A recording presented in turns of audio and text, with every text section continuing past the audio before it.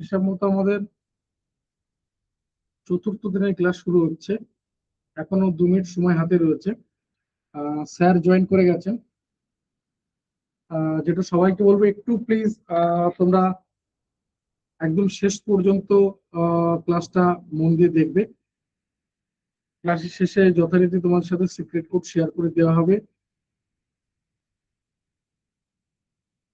গতকাল যারা secret code পাঠিয়েছিল, আশা করি তাদের সবার কাছে রেকর্ড ক্লাস বা স্টাডি মেটেরিয়াল পৌঁছে গেছে। নেক্সট যেটা বলার, যে কমেন্ট বক্সটা খোলা থাকছে, যে কোনো সমস্যা অবশ্যই কমেন্ট বক্সে তোমার প্রবলেম জানিও, কিন্তু এটার অপব্যবহার না হয় এটা দেখো অবশ্যই। মানে অপ্রয়োজনে মেসেজ করো না। প্রয়োজনে তুমি 10 বার মেসেজ করো, অপ্রয়োজনে একটা মেসেজ করার দরকার নেই। এই কারণে বলছি যে অনেকে এটা মোবাইলে ছোট্ট স্ক্রিনের মাধ্যমে ক্লাস করছে। তো স্যার যখন কোনো কিছু একটা শেয়ার করেছেন, এবার তো কেউ মেসেজ করলে ঠিক তার উপর দিয়ে ওই এগুলো চলে আসছে। সাউন্ড ক্লিয়ার নেই, বাকিদের কাছে সাউন্ড ঠিক আছে? যদিও আমি ক্লাসটা করাবো না, স্যার করাবেন। যাই হোক, সবাইকে বলবো একটু অ্যাক্টিভ থেকো একদম শেষ পর্যন্ত। রেকর্ড ক্লাস বা স্টাডি মেটেরিয়াল আবারও বলছি, কোনোভাবে কিন্তু গ্রুপে শেয়ার করা হবে না। আশা করি এটা কিছু করে প্রমাণ করার দরকার নেই। আর হিস্ট্রি কতটা গুরুত্বপূর্ণ বোধহয় আমার থেকে তোমরা খুব ভালো জানো। স্যার আরো ডিটেলসে তোমাদেরকে হিস্ট্রি সম্পর্কে বলে দেবেন বা বুঝিয়ে দেবেন। গুড ইভিনিং স্যার, ওয়েলকাম ক্লাসে। দেখুন আপনি শেয়ার করতে পারবেন বা আনমিউট করতে পারবেন। হ্যাঁ, দেখো স্যার কথা বলবেন, যেহেতু আমার এই ভয়েসটাতে খুব একটা অসুবিধার কথা না। জানি না ব্রেক করছে কেন।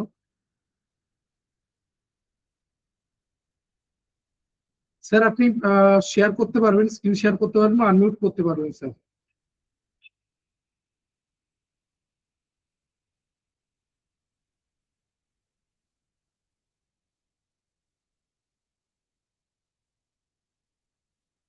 একটা পেমেন্ট ধরো।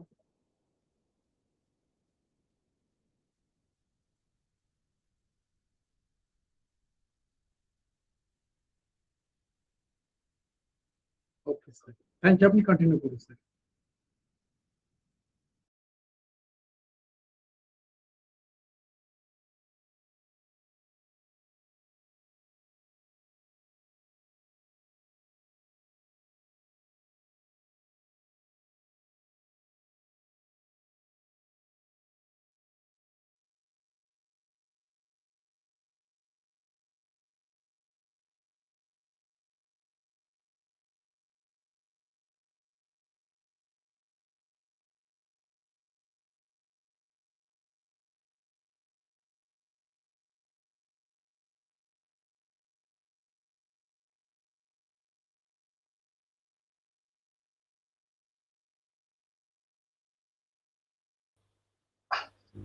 আচ্ছা, আমি অডিবল?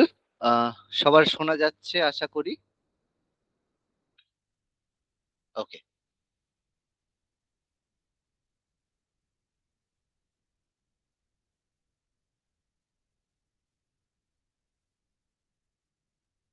দেখো, ফার্স্ট অফ অল সবাইকে ওয়েলকাম।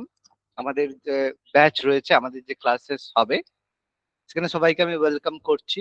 এবার অনেক স্টুডেন্ট রয়েছে, বিভিন্ন ক্যাটাগরি স্টুডেন্ট রয়েছে, যারা হয়তো আগে ডাব্লিউবিসিএস দিয়েছো বা অন্যান্য এক্সাম আগে দিয়েছো। আবার অনেকে রয়েছে হয়তো কখনো কোনো এক্সামই দাওনি, সেরকম রয়েছে, বা হয়তো ছোটখাটো কোনো এক্সাম, স্টেটের যে এক্সাম গুলো হয় সেগুলো দিয়েছো। আবার কেউ কেউ রয়েছে হয়তো স্টেট সেন্ট্রাল দুটোর এক্সামই দিয়েছো, অনেকদিন ধরে প্রিপারেশন নিচ্ছ, সেরকমও হতে পারে। আবার কিছু স্টুডেন্ট হয়তো রয়েছে যাদের বেস যেটা রয়েছে, সাবজেক্ট যেটা হিস্ট্রি, সেটাও কিন্তু থাকতে পারে।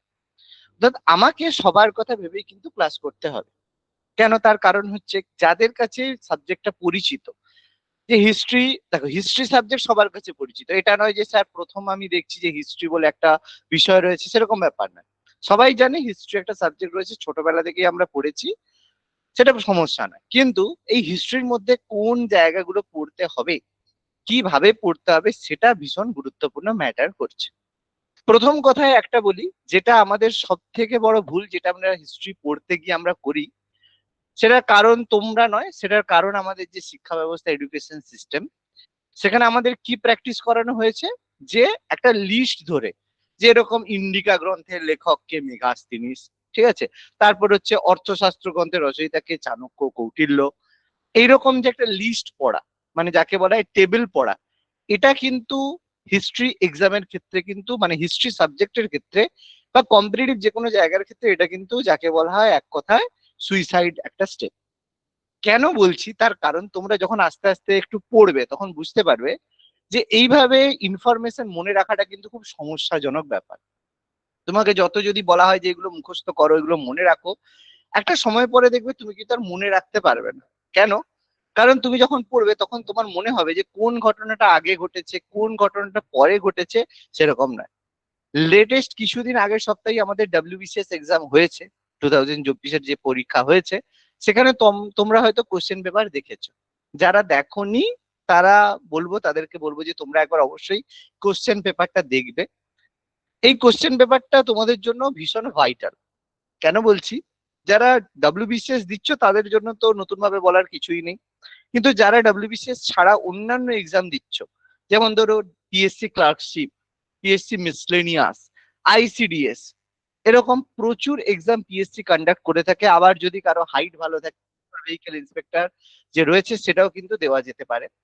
তো সব জায়গাতে কিন্তু সবার জন্য এটা কিন্তু ভীষণ গুরুত্বপূর্ণ। গুরুত্বপূর্ণ কেন? ইন সেন্স অফ এই জায়গাগুলো থেকে কোশ্চেন যেটা এই বছরের প্যাটার্ন দেখাচ্ছে, সেই প্যাটার্ন অনুযায়ী কিন্তু আমাদের পড়াশোনা করতে হবে। ঠিক আছে, সেটা কিন্তু মাথার মধ্যে রাখতে হবে। অর্থাৎ পড়াশোনাটা যে শুধুমাত্র যে আমরা পড়ছি, যেটা হোক একটা বই নিয়ে পড়তে শুরু করলাম, সেরকম ব্যাপার নয় কিন্তু। একটু ট্যাকটিক্যালি টেকনিক্যালি পড়তে হবে, তাহলে কিন্তু হবে। কারণ দেখবে প্রচুর পড়েও কিন্তু পরীক্ষায় কমন পাবে না, অথচ স্ট্র্যাটেজিক্যালি পড়ে কিন্তু পরীক্ষায় অনেক কমন প্রশ্ন পাবে। এবার আমাদের যে পড়ার বিষয়বস্তু যেটা হবে, সেখানে আমরা অবশ্যই সব পড়বো, কিন্তু তার সাথে সাথে গুরুত্বপূর্ণ জায়গাগুলো আমরা দেখে নেব। কিভাবে? আমরা আলোচনা করব যে বিভিন্ন ডেপথে গিয়ে পড়তে হবে, কারণ এবারে কোশ্চেন পেপার তোমরা দেখলে বুঝতে পারবে যে কোশ্চেন পেপারে কিন্তু অনেক প্রশ্ন এসেছে যেগুলো বিভিন্ন ডেপথ থেকে এসেছে, ভীষণ সহজ প্রশ্ন কিন্তু আসেনি।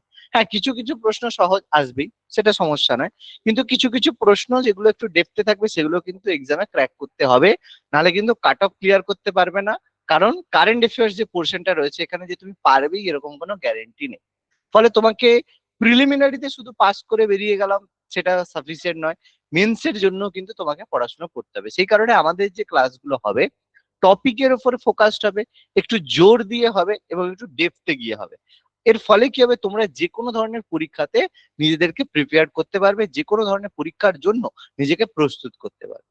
ওকে, এবার প্রথমেই আমরা আসি যে ডাব্লিউবিসিএস এর যে সিলেবাসটা রয়েছে, হিস্ট্রির যে সিলেবাসটা রয়েছে, সেই সিলেবাসে কি কি জিনিস রয়েছে। কেন আমরা ডাব্লিউবিসিএস এর হিস্ট্রি সিলেবাসটা আলোচনা করছি? তার কারণ একমাত্র এই পরীক্ষাটাই রয়েছে যেখানে প্রকৃতভাবে সাবজেক্টের কথা মেনশন করা রয়েছে। অন্যান্য যদি পরীক্ষা দাও, রেলের পরীক্ষা, সেখানে বলা যায় ইতিহাস থেকে প্রশ্ন আসবে, কিন্তু কোন চ্যাপ্টার কি ব্যাপার সেরকম কিন্তু কোনো প্রশ্ন নেই। সেই কারণে যদি কেউ সাবজেক্ট, এবার কেউ যদি ভাবো স্যার আমি একসাথে রেলের জন্য পড়বো, তাহলে কিন্তু সমস্যায় পড়বে। অর্থাৎ প্রত্যেকটা সাবজেক্টকে কিন্তু ভালোভাবে পড়তে হবে। সেরকম হিস্ট্রিকে ভালোভাবে জানতে গেলে আমাদের ডাব্লিউবিসিএস এর যে হিস্ট্রি সিলেবাস রয়েছে সেটাকে ভালোভাবে থরলি প্র্যাকটিস করতে হবে, পড়তে হবে। আজকে আমরা প্রথমে সিলেবাস সম্পর্কে আলোচনা করে দেবো, তারপরে একটা টপিক একটু ডিটেলসে ডেপথে গিয়ে আলোচনা করব, যাতে তোমাদের সুবিধে হয়।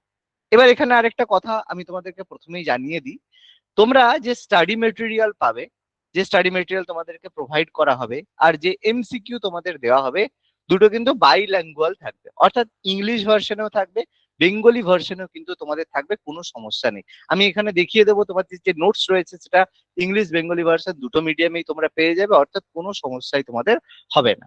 Okay? এবার আমি প্রথমে একটু ছোট্ট করে এক্সাম সিলেবাস প্রত্যেকেই জানো, ছোট্ট করে আমি জানিয়ে দিচ্ছি যে আমাদের হিস্ট্রিতে প্রিলিমিনারি আর মেন্স থাকবে। প্রিলিমসে থাকবে আমাদের মানে টোটাল 50 মার্কস থাকবে, 200 মার্কসের মধ্যে 50 মার্কস, মানে দেখতে পাচ্ছ 25% কিন্তু, মানে অনেকটাই পার্সেন্টেজ, মানে 25% যেটা কিন্তু আমাদের হিস্ট্রি থেকে থাকবে। যার মধ্যে হিস্ট্রি অফ ইন্ডিয়া, মানে যেখানে আমরা প্রাচীন ভারত আর মধ্যযুগের ভারতের ইতিহাস থেকে আমরা 25 নাম্বারের মার্কস পাবো, এবং ইন্ডিয়ান ন্যাশনাল মুভমেন্ট থেকে আমরা 25 নাম্বারের পাবো। তো এখান থেকে কি কি পড়তে হবে, কিভাবে পড়তে হবে, খুব গুরুত্বপূর্ণ রয়েছে। আর মেন্স পেপারে নতুন করে বলার কিছুই নেই, জিএস পেপার 3, যার মধ্যে হিস্ট্রি থেকে 100 মার্কস থাকবে, বাকি 100 মার্কস জিওগ্রাফিতে থাকবে। ওকে, পরীক্ষায় ভালো রয়েছে আমরা জানি, সিলেবাস আমরা সম্পর্কে জানি। এবার আমরা একটু সিলেবাসটা একটু আলোচনা করে দেবো কি ব্যাপার। প্রথমত আমরা টোটাল হিস্ট্রির কোর্স সিলেবাসকে আমরা তিনটে ক্যাটাগরিতে বা তিনটে জায়গায় ভাগ করছি। একটা হচ্ছে প্রাচীন ভারতের ইতিহাস, মধ্যযুগ ভারতের ইতিহাস, আর আধুনিক ভারতের ইতিহাস। আমি এখানে মডিউল, 4টে মডিউলে তোমাদেরকে ভেঙে দেখাবো যে 4টে মডিউলে আমাদের পড়তে হবে। তিনটে অংশ কিন্তু 4টে মডিউলে আমাদের ক্লাস হবে। প্রথমত যে ফার্স্ট মডিউল যেটা রয়েছে সেখানে প্রাচীন ভারতের ইতিহাস আমাদের আলোচনা হবে। এখানে একদম প্রথমের যে ব্যাপার যেগুলো আমরা ক্লাস 3-4-এ পড়েছি সেই জিনিসগুলো কিন্তু এখান থেকে অনেক ধরনের প্রশ্ন আমাদের এসে থাকে। প্রিলিমসে একটু কম থাকলেও মেন্সে কিন্তু ভালো রকমের প্রশ্ন এখান থেকে পাবে। যেখানে আমরা প্যালিওলিথিক, মেসোলিথিক, নিওলিথিক এজ যেগুলো রয়েছে, মানে প্রাচীন প্রস্তর যুগ, মধ্যপ্রস্তর যুগ, নব্যপ্রস্তর যুগ, যে টোটাল ব্যাপারটা রয়েছে সেই সমস্ত ব্যাপার কিন্তু আমরা এখানে আলোচনা করবো। যে কোন প্রস্তর যুগে কি অস্ত্র আবিষ্কার হয়েছিল, তার বৈশিষ্ট্য কি, কোন অঞ্চলে আবিষ্কার হয়েছিল, সমস্ত ব্যাপার আমরা আলোচনা করব। তার সাথে সাথে আমরা ওখানে দেখব যে নব্যপ্রস্তর যুগের শেষের দিকে মানুষ কি করে, প্রথম ধাতুর ব্যবহার শেখে। প্রথম কোন ধাতুর ব্যবহার করা শেখে? তামার ব্যবহার শেখে। তামাকে বলা হয় চ্যালকো, সেই কারণে নব্যপ্রস্তর যুগের শেষটাকে আমরা বলি চ্যালকোলিথিক যুগ। সেই চ্যালকোলিথিক যুগের সভ্যতাই আমরা দেখবো সিন্ধু সভ্যতা বা ইন্দাস ভ্যালি সিভিলাইজেশন। কিভাবে মানুষ ইন্দাস ভ্যালি সিভিলাইজেশনের মাধ্যমে একটা মানে প্রস্তর যুগ থেকে কিভাবে একটা মডার্ন যুগে পরিণত হলো আলোচনা করব। তবে অবশ্যই তার মাঝখানে একটা যুগের কথা, আমরা সভ্যতার কথা আমরা জানবো। খুব ডিটেলস নয়, ছোট্ট মানে 1.5 পাতা মতো আমরা আলোচনা করব, কিন্তু জানতে হবে সেটা হচ্ছে মেহেরগড় সভ্যতা। এই মেহেরগড় সভ্যতা কতটা গুরুত্বপূর্ণ ছিল সেটা আমরা আলোচনা করব, কারণ মেহেরগড় সভ্যতারই পরিবর্তিত রূপ বা যাকে বলা হয় কমপ্লিট রূপ, যেটা কিন্তু সিন্ধু সভ্যতা হয়েছিল। সেই সিন্ধু সভ্যতার মধ্যে আমরা গুরুত্বপূর্ণ সাইট কালীবঙ্গা, লোথাল, চানহুদারো, মহেঞ্জোদারো, হরপ্পা, কে আবিষ্কার করেছিল, কোন নদীর তীরে অবস্থিত, কোন সাইট থেকে কি কি পাওয়া গেছে, তার নগর পরিকল্পনা কেমন, কোন দেশের সাথে বাণিজ্য করতো, কি কারণে এটা ডিক্লাইন হলো, সেই সম্পর্কে বিভিন্ন ঐতিহাসিকের কি মতামত রয়েছে, সমস্ত জিনিস বিস্তারিতভাবে আমরা কিন্তু ইন্দাস ভ্যালি সিভিলাইজেশনে আলোচনা করব। তারপরে দেখবো ইন্দাস ভ্যালি সিভিলাইজেশন যখন ধ্বংস হলো, তারপরে আমাদের একটা গ্রাম্য সভ্যতা হলো। ইন্দাস ভ্যালি সিভিলাইজেশন ছিল শহর কেন্দ্রিক সভ্যতা, টাউন বা শহরকে কেন্দ্র করে গঠিত হয়েছিল। তারপরে আমরা দেখবো কেন মানুষ টাউন বা শহর থেকে বেরিয়ে এসে কেন গ্রাম কেন্দ্রিক বা ভিলেজ কেন্দ্রিক সভ্যতা তৈরি করলো, যেটা আমাদের বৈদিক সভ্যতা, আমরা আলোচনা করব। অনেক বেশি মিথ যেগুলো আমাদের হিস্ট্রিতে ভুলভাবে বলা হয়েছে সেটা আমরা বলবো। তার সাথে সাথে বর্তমানে কোনটা ঠিক সেটাও আমরা আলোচনা করবো। অর্থাৎ শুধুমাত্র যে বইতে যে জিনিসগুলো বলা আছে সেটাই ম্যাটার করছে না, বর্তমান দিনে বিভিন্ন রিসার্চের মাধ্যমে কিভাবে মডার্ন জিনিস আবিষ্কার হয়েছে সেটাও আমাদের জানতে হবে যে ব্যাপার কি রয়েছে। অবশ্যই বৈদিক যুগে আমরা আলোচনা করব বৈদিক লিটারেচার, সাহিত্য সম্পর্কে, যেখানে বেদ সম্পর্কে আলোচনা করব, 4টে বেদ। তারপর বেদের সঙ্গে শ্রুতি সাহিত্য, পুরাণ সম্পর্কে আলোচনা করব, বিভিন্ন আচার আচরণ যেগুলো আমাদের আচরঙ্গ সূত্র থেকে শুরু করে এভরিথিং, শ্রুতি সাহিত্য সব আমরা আলোচনা করব। তারপরে আমরা এই যুগের সোসাইটি, সমাজ ব্যবস্থা কেমন ছিল, এই যুগের রাজনৈতিক ব্যবস্থা কেমন ছিল, কিভাবে বৈদিক যুগ থেকে আস্তে আস্তে বিভিন্ন জনপদ গঠিত হয় এবং সেই জনপদগুলোই পরবর্তীকালে একটা শক্তিশালী 16টা মহাজনপদে পরিণত হয়। অর্থাৎ যেটা একটা গ্রামীণ শাসন ব্যবস্থা ছিল, যেখানে একটা লিডার বা রাজন থেকে কিভাবে আজকের দিনের সেই, আজকের দিন না বলে যে প্রকৃত সাম্রাজ্যের যে সূচনা হয়েছিল সেটা আমরা আলোচনা করব। এরপরেই আমরা আলোচনা করব যখনই এই জনপদগুলো গঠন হয়েছিল তার সাথে সাথে বৈদিক যুগে যেসব প্রিস্ট বা যারা আমাদের পণ্ডিত যারা বলি ব্রাহ্মণরা, তাদের যে সুপ্রিমেসির কারণে কিভাবে সমাজে কুসংস্কার ছড়িয়ে পড়েছিল, তার বিরুদ্ধে সমাজের যেসব ক্ষত্রিয়রা ছিলেন সেই ক্ষত্রিয়রা কিভাবে দাঁড়িয়ে উঠলো বা রুখে উঠলো, সেইভাবে বিভিন্ন প্রতিবাদী ধর্ম আন্দোলন সম্পর্কে আলোচনা করব। যেখানে আমরা দেখবো প্রায় 63 প্রতিবাদী ধর্মের উত্থান হয়, যার মধ্যে প্রথম উত্থান হয়েছিল আজীবক ধর্মের।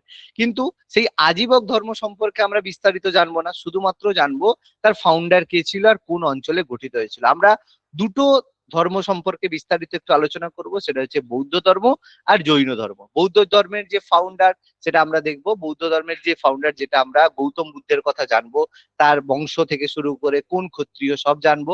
জৈন ধর্মের যে 24 জন তীর্থঙ্কর রয়েছে সেখানে ঋষভনাথ থেকে শুরু করে মহাবীর পর্যন্ত সমস্ত তীর্থঙ্করদের সম্পর্কে আলোচনা করব, তারা কিভাবে ধর্ম প্রচার করলো এবং তার সাথে সাথে বৌদ্ধ এবং জৈন যেসব টেক্সট রয়েছে, বিভিন্ন সাহিত্য রয়েছে, সেগুলো কবে লেখা হয়েছে, কি সংক্রান্ত, তার মাধ্যমে কিভাবে রাজাদেরকে প্রিচ করা হলো, যার কারণে বৌদ্ধ ধর্ম আজকের দিনে এত জনপ্রিয়, কিন্তু জৈন ধর্ম আজকের দিনে কেন জনপ্রিয়তা অর্জন করতে পারেনি, সব আমরা আলোচনা করব।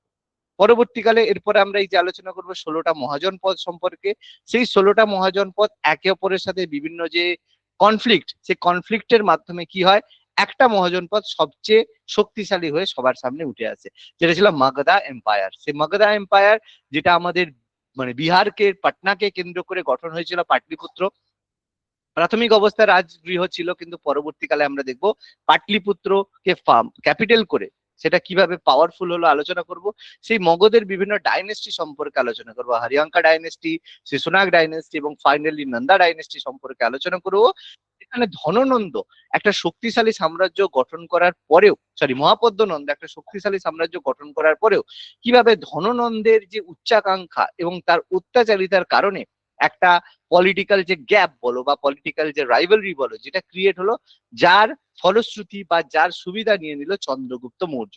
সেখানে আমরা আলোচনা করব চন্দ্রগুপ্ত মৌর্যকে কিভাবে চাণক্য বা কৌটিল্য বিষ্ণুগুপ্ত সাহায্য করেছিল, যার ফলে মৌর্য সাম্রাজ্য একটা সর্বভারতীয় সাম্রাজ্য হিসেবে এখানে এলো। তারপরে মহারাজা বিন্দুসারের এক্সপেনশন পলিসি এবং দ্য ফাইনালি অশোকের ধাম্মা, যেটা খুবই গুরুত্বপূর্ণ, ভীষণ মিস্টেরিয়াস, অনেক কিছু জিনিসের মধ্যে আছে।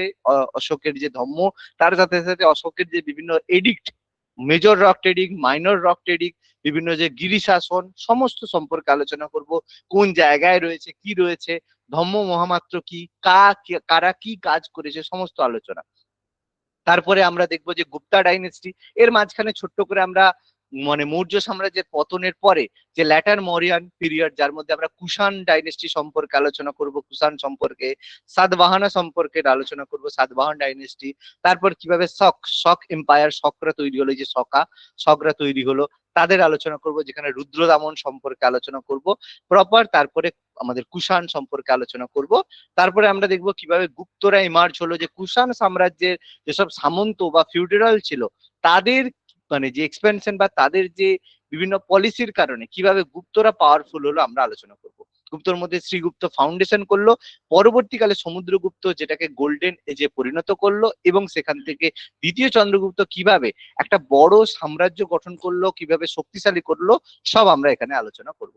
তারপরে আমরা আলোচনা করব ল্যাটার গুপ্তা পিরিয়ড, যেখানে হর্ষবর্ধনের পুষ্যাভূতি ডাইনেস্টি সম্পর্কে আলোচনা করব, বাংলাকে কেন্দ্র করে শশাঙ্ক ডাইনেস্টি, চালুক্যকে কেন্দ্র করে দ্বিতীয় পুলকেশীর এক্সপেনশন পলিসি, এবং তার সাথে সাথে চালুক্যদের যে তিনটে শাখা, আমরা শুধু জানি চালুক্য, কিন্তু এই চালুক্যদের মধ্যে বাতাপির চালুক্য রয়েছে, কল্যাণীর চালুক্য রয়েছে, ঠিক আছে, তারপর হায়দ্রাবাদের চালুক্য রয়েছে, একাধিক চালুক্য যে ডাইনেস্টি রয়েছে।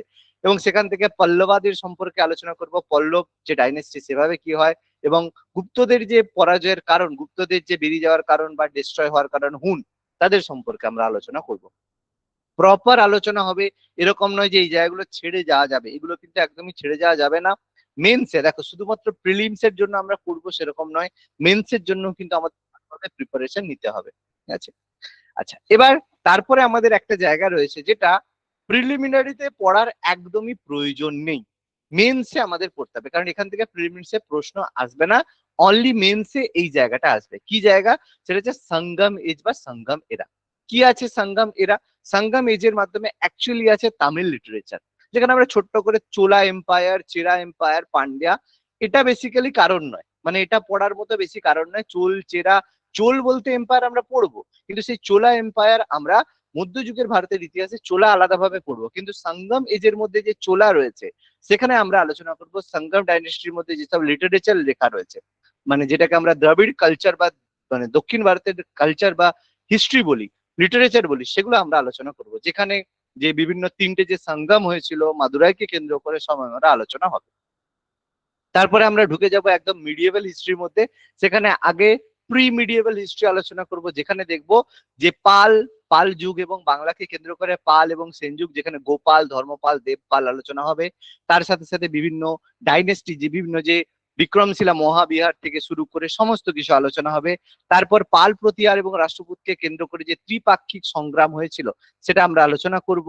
এছাড়া চোলা অ্যাডমিনিস্ট্রেশন, চোল যে সাম্রাজ্য, যে প্রশাসন ব্যবস্থা, যেটা এতটাই গুরুত্বপূর্ণ ছিল যে আজকের দিনে আমাদের যে গ্রামের যে স্বায়ত্তশাসন ব্যবস্থা, পঞ্চায়েত, যেটা কিন্তু চোলা অ্যাডমিনিস্ট্রেশনের উপরই বেস করে গড়ে উঠেছিল। এখানটা আমরা আলোচনা করব। এরপর তারপরে আমরা আলোচনা করব একদম আমরা মিডিয়েভেলের মধ্যে ডেডিকেটেড জায়গায় চলে যাব, সেটা হচ্ছে দিল্লি সালতানাত। দিল্লি সুলতানি। তবে এই দিল্লি সালতানাত শুরু করার আগে আমি এই জায়গায় কয়েকটা জিনিস একটু আলোচনা করব, যেখানে আমরা আলোচনা করব কিভাবে ভারতে ইসলামিক ইনভেশন হয়েছিল। দেখো এই জায়গাটা খুব গুরুত্বপূর্ণ। ইসলামিক অভ্যুত্থান যেটাকে বলবো, অভ্যুত্থান, এখানে এখানে কয়েকটা জিনিস একটু মানে কন্ট্রোভার্সিয়াল কিছু কথাবার্তা আসবে, আমি আগে থেকেই জানিয়ে দিচ্ছি। কারণ অনেকেই রয়েছে যারা হয়তো মানে ইসলাম রয়েছে বা মুসলিম রয়েছে, সেক্ষেত্রে বিভিন্ন জায়গায় তোমাদের কিন্তু বিভিন্ন রকম ভাবে পড়ানো হয়েছে, বিভিন্ন রকম ভাবে তথ্য দেওয়া হয়েছে, এই ব্যাপার রয়েছে। কিন্তু এখানে কোনো রকমের ধর্মীয় সেন্টিমেন্ট না, প্রপারলি যাকে বলা হয় ফ্যাক্ট কেন্দ্র করে কিভাবে ভারতে ইসলামিক ইনভেশন হয়েছিল সেগুলো আলোচনা হবে। এরকম নয় যে এরকম এরকম এরকম ব্যাপার, সেরকম নয়। প্রপার যাকে বলে হিস্ট্রি, যার মধ্যে প্রপার সোর্স রয়েছে, সব কিন্তু আলোচনা হবে।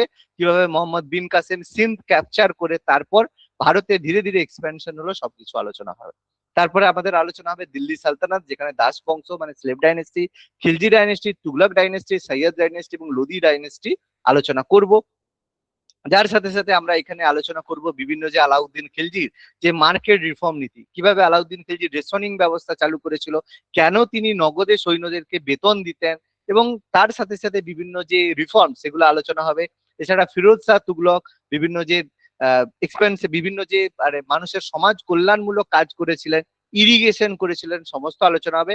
এছাড়া মোহাম্মদ বিন তুগলকের যে এক্সপেরিমেন্ট, যার কারণে আমাদের যে দিল্লি সালতানাত এতটা ডিস্ট্রাকটিভ জায়গায় চলে গিয়েছিল বা এতটা ক্ষতিগ্রস্ত হয়েছিল, সব আমরা আলোচনা করব।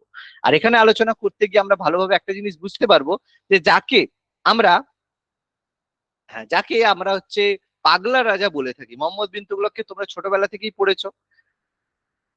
হ্যাঁ, মোহাম্মদ বিন তুগলককে তোমরা ছোটবেলা থেকেই পড়েছো যে তিনি একজন পাগল রাজা ছিলেন। কিন্তু অ্যাকচুয়ালি যে ফ্যাক্ট কি ছিল সেগুলো আমি তোমাদের সাথে ডিসকাস করব।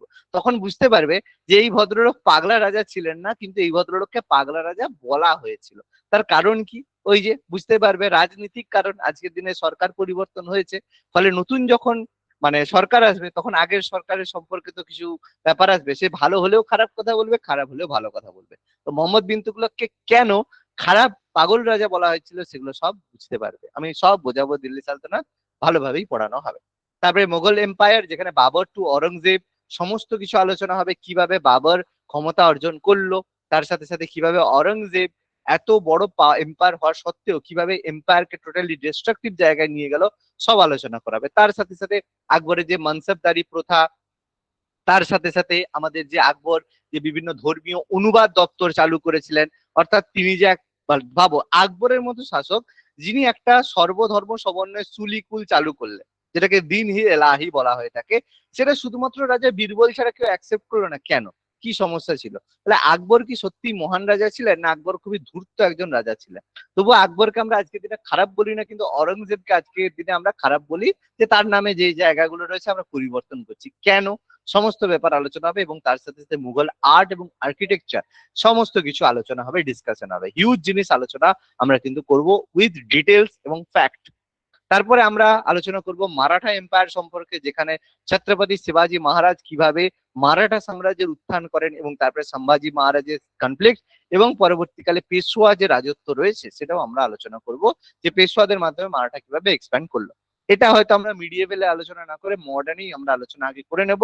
ফলে এই জায়গায় পেশোয়া ব্যাপারটা আমরা পরে হবে, কিন্তু শিবাজির যে এক্সপেন্সার, শিবাজির যে শাসন ব্যবস্থা, সেগুলো আমরা আলোচনা করব।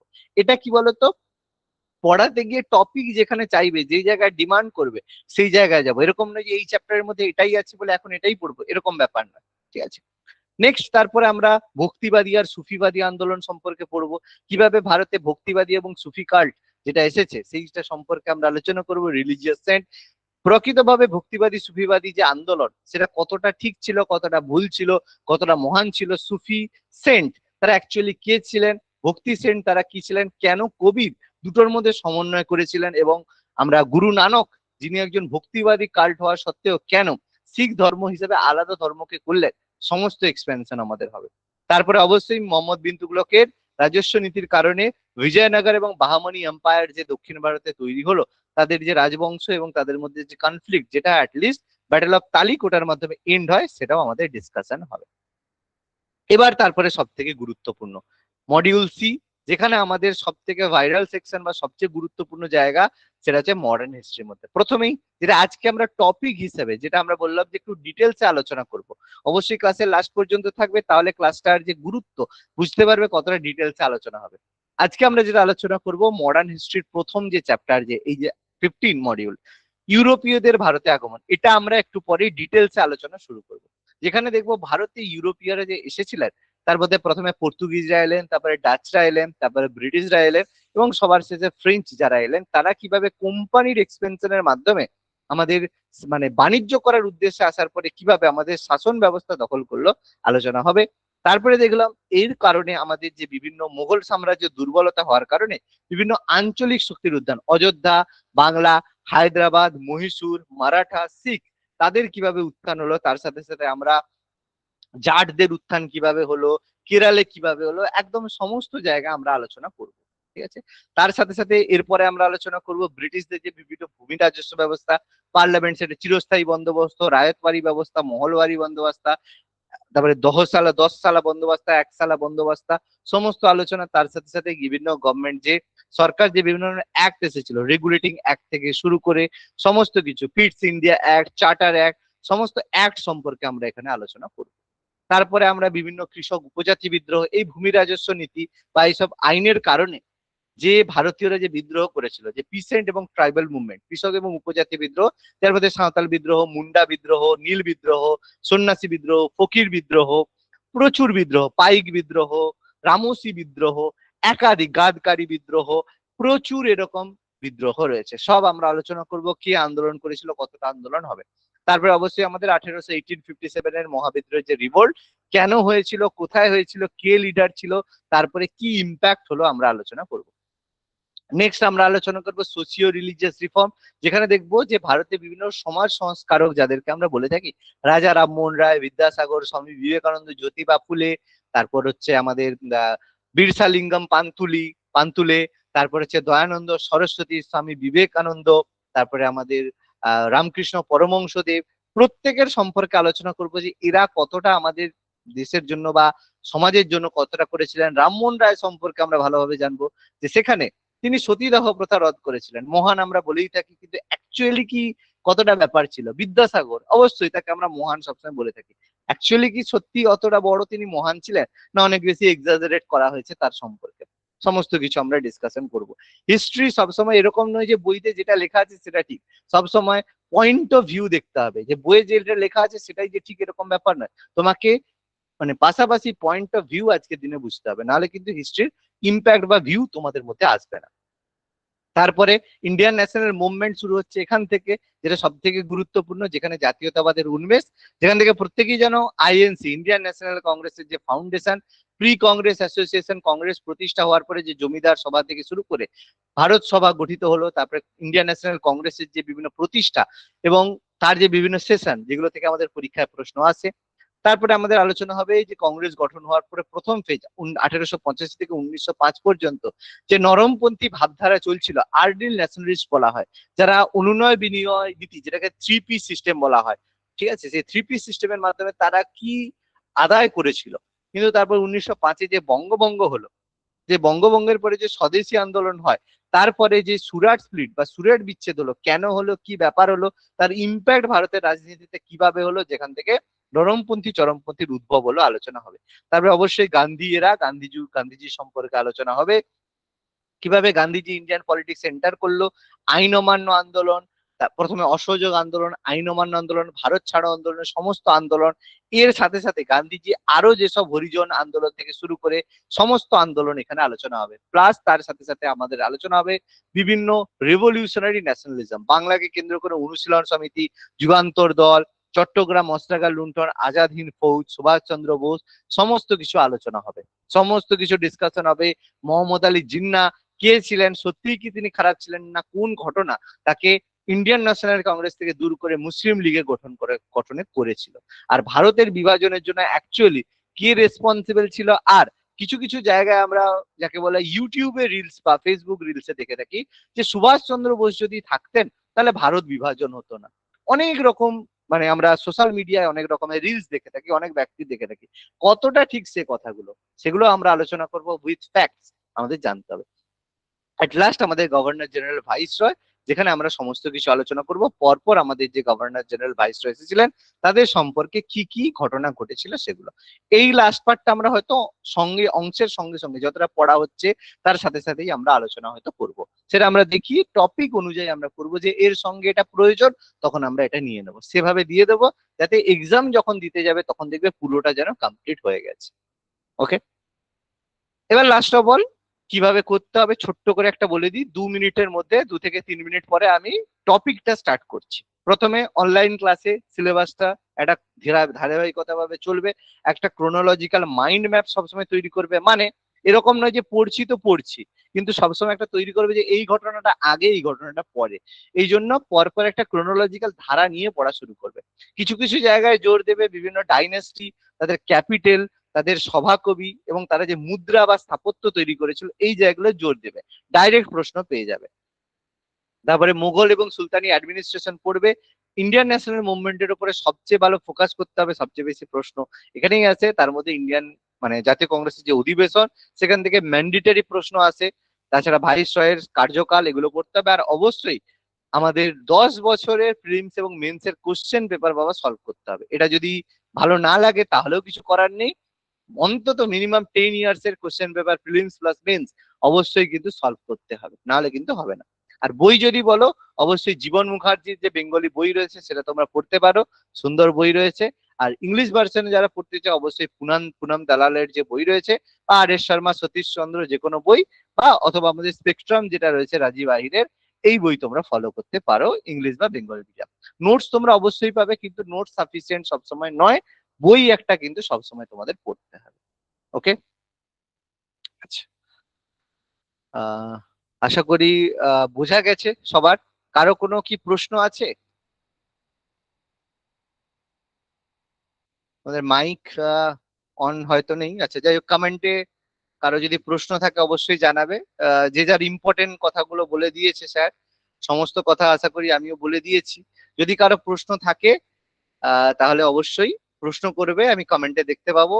ইম্পর্টেন্ট প্রশ্ন, এরকম নয় যে কিছু বা মানে অপ্রয়োজনীয় প্রশ্ন, ঠিক আছে? সে অপ্রয়োজনীয় প্রশ্ন করার কোনো প্রয়োজন নেই।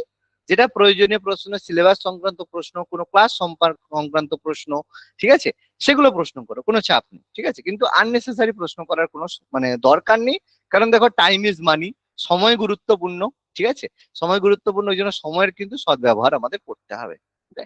ঠিক আছে, চলো এবার আমরা আজকের প্রথম টপিকটা শুরু করি, একটু ডেপথে একটু আলোচনা আমরা শুরু করি। দেখো, প্রথমেই আমরা তোমাদের ক্লাসটা যে শুরু হবে মডার্ন হিস্ট্রি দিয়ে আমরা স্টার্ট করবো। প্রথমে এনসিয়েন্ট দিয়ে কেন শুরু করছি না, তার প্রথম একটা কারণ কি, যে তোমরা শুধুমাত্র যে এই পরীক্ষা দিচ্ছ সেরকম নয়। কারণ আমি যতদূর বুঝি যে যারা কম্পিটিটিভ এক্সাম দেয় তারা কিন্তু শুধুমাত্র একটা যে আচ্ছা শুধুমাত্র যে একটা সাব পরীক্ষা দেবে সেরকম কিন্তু ব্যাপার নয়। যারা পরীক্ষা দেবে তারা কিন্তু একাধিক প্রশ্ন, একাধিক এক্সাম কিন্তু তোমরা দেবে।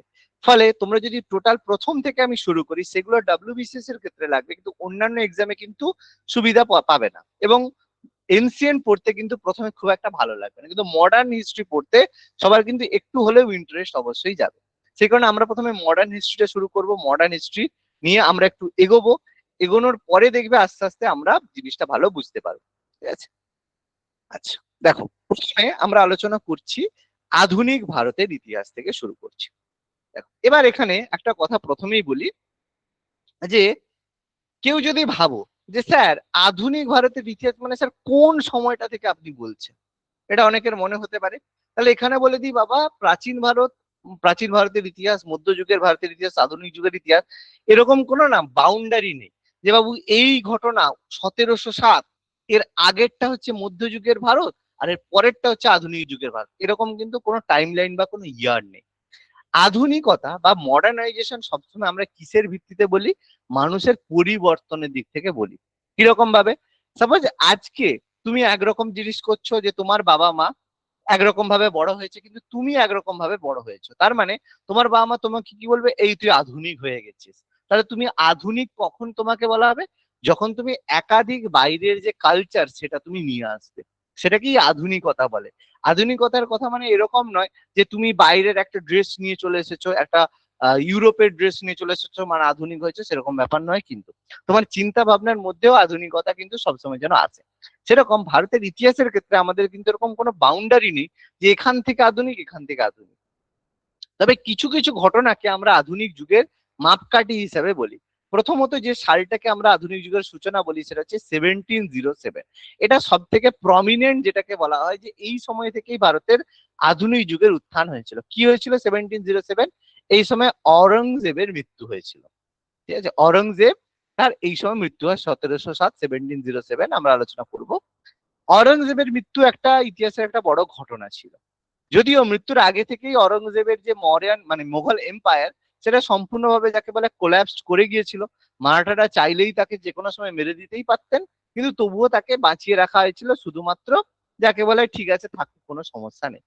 তো অরঙ্গজেবের কিছু ভুল আমরা দেখব, কি পলিসি, যে তিনি ছত্রপতি সম্ভাজি মহারাজকে মেরে মানে যাকে বলে ব্রুটালি হত্যা করে কতটা ভুল করেছিলেন, সেটা আমরা পড়তে গিয়ে সব আলোচনা করব। তো যে 1707 কে আমরা অরঙ্গজেবের মৃত্যুকে আধুনিক যুগের সূচনা বলি। আবার কিছু কিছু জায়গায় আধুনিক যুগের সূচনা হিসেবে আমরা বলে থাকি 1600 কে, 1600 কে। 1600-তে কি হয়েছিল? যখন ভারতে প্রথম ইংরেজরা এসেছিল। এর আগেই কিন্তু ইউরোপিয়ানরা ভারতে এসেছে, কিন্তু 1606-তে ইংরেজরা আসার পরে আমরা বলতে পারি আধুনিক যুগের উত্থান হয়েছিল। ফলে কোনো জায়গায় 1600, কোনো জায়গায় 1707, এরকম পার্টিকুলারলি কিন্তু কোনো সময়কে আমরা বলতে পারি না। তবে দুটো ঘটনা, অরঙ্গজেবের মৃত্যু আর ইংরেজদের ভারতে আগমন, এই দুটো ফ্যাক্টরকে আমরা আধুনিক যুগের সূচনা হিসেবে বলে থাকি। আচ্ছা আচ্ছা, এবার এই আধুনিক যুগের যে উত্থান আমরা বলি, সেটা আমরা বললাম কিভাবে, যে ইউরোপীয়দের ভারতে আগমনকে আমরা বলি। এবার প্রথম প্রশ্ন আসতে পারে যে হঠাৎ করে ইউরোপিয়ানদের ভারতে আসার প্রয়োজন কেন হলো? তাহলে এর আগে কি কেউ ভারতে আসেনি? অবশ্যই আসতো। তাহলে ইউরোপিয়ানরা হঠাৎ করে ভারতে এলো কেন? তার কারণ দেখো, ভালো করে এই ম্যাপটা লক্ষ্য করো। ম্যাপটা যদি কারো যদি একটু ছোট মনে হয়, স্ক্রিনে জুম করে দেখতে পারো, কোনো সমস্যা নেই। তোমাদের যে স্ক্রিন রয়েছে টাচ করে দেখবে, জুম করবে তাহলে জুম ইন হয়ে যাবে, জুম আউটও হয়ে যাবে, সমস্যা নেই। দেখো, আমি এখানে একটু জুম করছি তোমাদের সুবিধার জন্য, ম্যাপটাকে একটু ভালো করে দেখানোর জন্য, বোঝানোর জন্য আমি জুম করছি। তোমাদের এমনি স্ক্রিনের মধ্যেই হবে, যারা বুঝতে পারবে না অসুবিধা নেই। দেখো, ইন্ডিয়ার সাথে যে ট্রেড বা বাণিজ্য, সেটা যে কারা করেছিল, সেটা কিন্তু একদম প্রাচীন যুগ, একদম মানে আমাদের যখন সিন্ধু সভ্যতা ছিল, তখনও কিন্তু গুজরাটের যে লোথাল ছিল, এই যে পয়েন্টটা ছিল লোথাল, এটার কিন্তু বাণিজ্য হতো। কিন্তু তখন কিভাবে বাণিজ্য হতো? তখন মেসোপটেমিয়ার সাথে বাণিজ্য হতো। মেসোপটেমিয়া বলতে কোন জায়গা? আজকের দিনে ইরাক, ইরানের যে অংশ রয়েছে, এই যে রেড কালারের পয়েন্টটা দেখতে পাচ্ছ, গোল করে দেওয়া রয়েছে, এখানে ইরাক রয়েছে, সাইড রয়েছে ইরান, বাকি এখানে হরমুজ প্রণালী প্রত্যেকেই জানা, আজকের দিনে খবরে রয়েছে। ফলে এটার থ্রু দিয়ে কিন্তু আমাদের আগে থেকে বাণিজ্য হতো। ঠিক আছে, সরি এটা নয়, এই আরবিয়ান গালফ, ঠিক আছে, এখান দিয়ে আমাদের বাণিজ্য কিন্তু হতো, এখান দিয়ে হতো। এবার এই ট্রেড কারা করতো? এই ট্রেড করতো যারা আরব বণিকরা ছিল, তারা কি করতো, এখান থেকে জিনিস নিয়ে যেত, নিয়ে যাওয়ার পরে সেগুলো এখান থেকে এক্সপোর্ট করে এখান থেকে ইউরোপে এই বাণিজ্যগুলো হতো। এবার এর যে মিডল ইস্টের এই যে জায়গা, মানে যে টার্কি, আজকের দিনে মানে আমাদের ইসরায়েল থেকে শুরু করে এই যে মাঝখানের পয়েন্টটা, এই জায়গাতে কি হয়? এই জায়গাতে যে রোমান এম্পায়ার থাকতো, রোমান সাম্রাজ্য থাকতো। কিন্তু পরবর্তীকালে 1453, 1453 খ্রিস্টাব্দে কি হয়, এই জায়গায় 1453, 1453-তে কি হয়, যারা তুর্কিরা ছিল এখানে, এই জায়গায় টার্কিশ মানে তুর্কিকে কেন্দ্র করে যারা টার্কি আর তুর্কি, তারা কি করে, এই জায়গাটাকে দখল দখল করে নেয়। এবং এই জায়গার মধ্যে একটা পয়েন্ট আছে দেখবে, সেই এখানে ম্যাপে এত ডিটেলস বোঝানো এই মুহূর্তে যাবে না। একটা জায়গা রয়েছে ইস্তানবুল, যেটা আজকের দিনে কনস্ট্যান্টিনোপল, যেটা আগে ছিল, আজকের দিনে যেটা ইস্তানবুল রয়েছে, সেই ইস্তানবুলকে কেন্দ্র করে কিন্তু প্রাথমিক অবস্থায় আমাদের যে কনস্ট্যান্টিনোপল ছিল। পরবর্তীকালে কি হয়, যারা তুর্কিরা, এরা যখন এটাকে ক্যাপচার করে নেয়, এরা কি করে, আর কোনো বাণিজ্য করতে দিচ্ছিল না। এবার যখনই বাণিজ্য করা হবে, আরব ট্রেডার্সরাই করবে, এবং সেই ট্রেডার্সরা যা খুশি, যাকে বলা হয় ট্রেডের জন্য টাকা নেবে।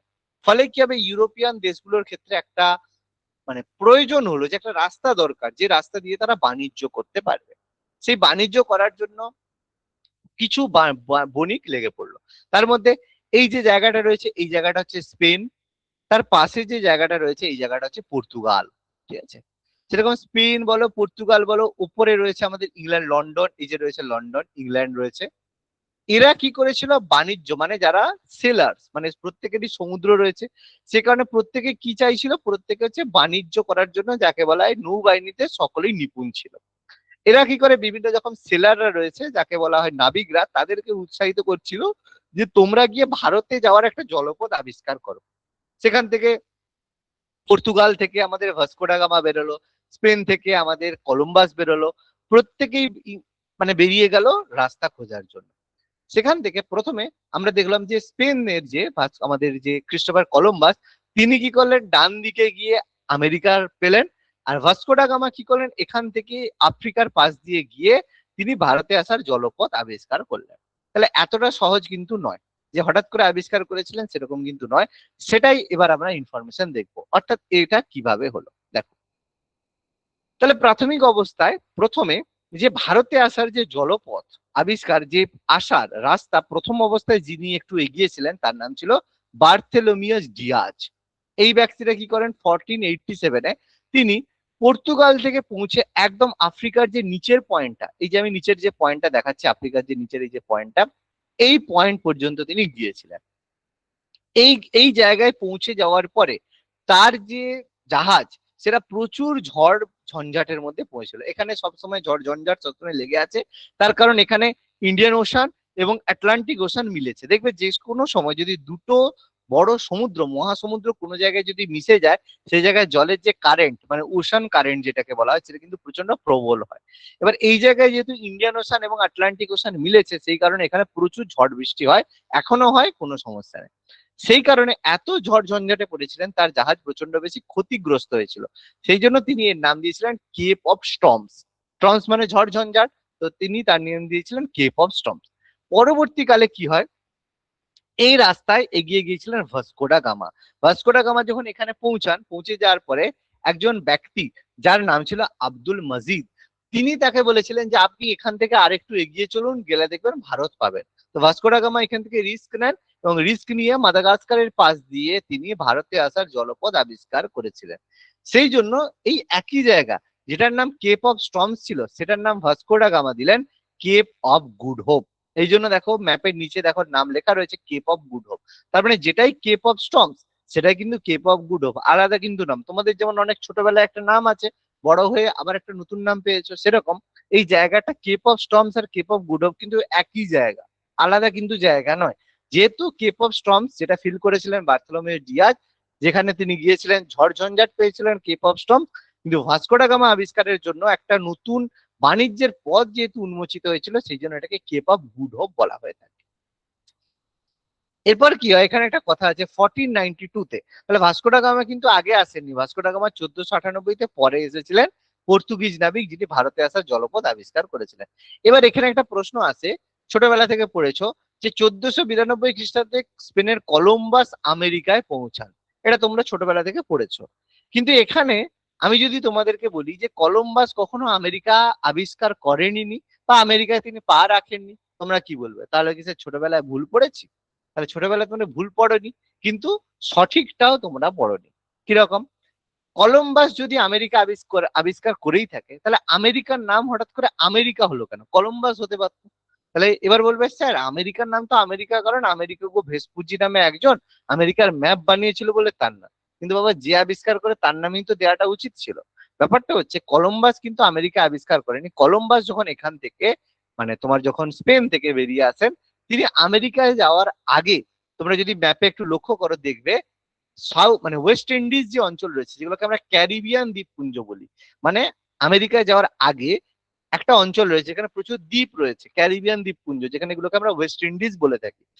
তিনি ক্যারিবিয়ান দ্বীপপুঞ্জের একটা দ্বীপে পৌঁছেছিলেন। পরবর্তীকালে সেই পথ ফলো করে স্পেনের আরো নবিক যারা রয়েছে, আরো যারা নাবিক ছিল, তারা কি করে, আমেরিকার মূল ভূখণ্ডে পা রেখেছিলেন। অর্থাৎ জীবিত অবস্থায় কিন্তু কলম্বাস কোনোদিন তিনি কিন্তু আমেরিকায় পা রাখেননি, কিন্তু তার আবিষ্কার করা পথ ধরে যেহেতু স্পেনের মানুষেরা আমেরিকায় গিয়েছিলেন, সেই জন্য তাকে আমেরিকার আবিষ্কারক বলা হয়ে থাকে। এই জিনিসগুলো কিন্তু মাথায় রাখতে হবে।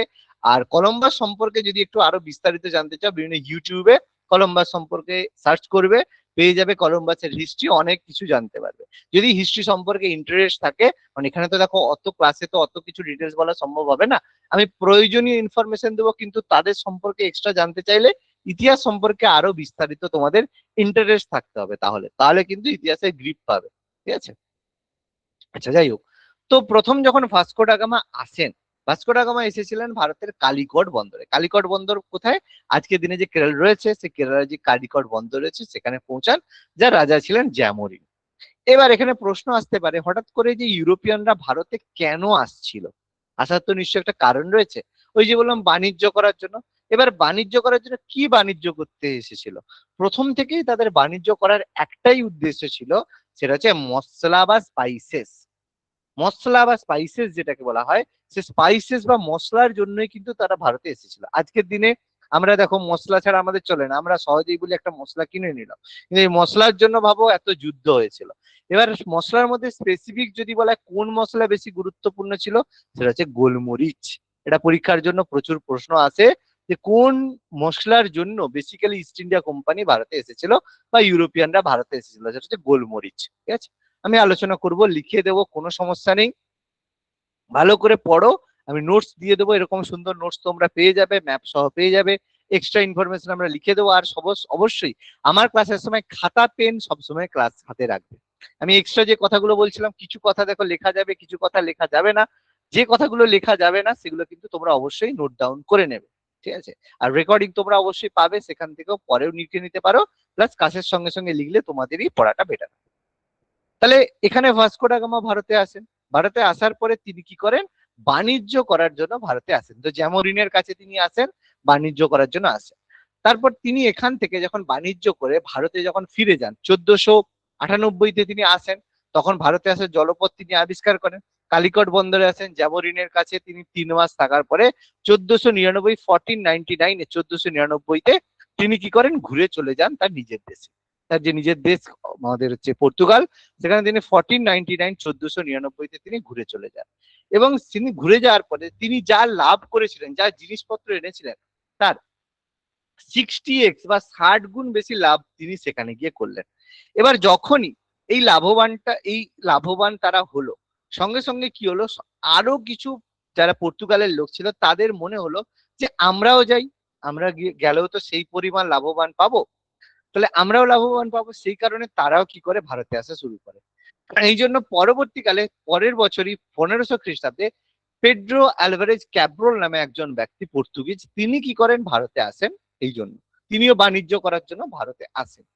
কিন্তু ভারতে আসার পরে তার লক্ষ্য ছিল ক্যালিকাটের যে রাজা রয়েছে জ্যামরিন, তার সঙ্গে একটা চুক্তি করা।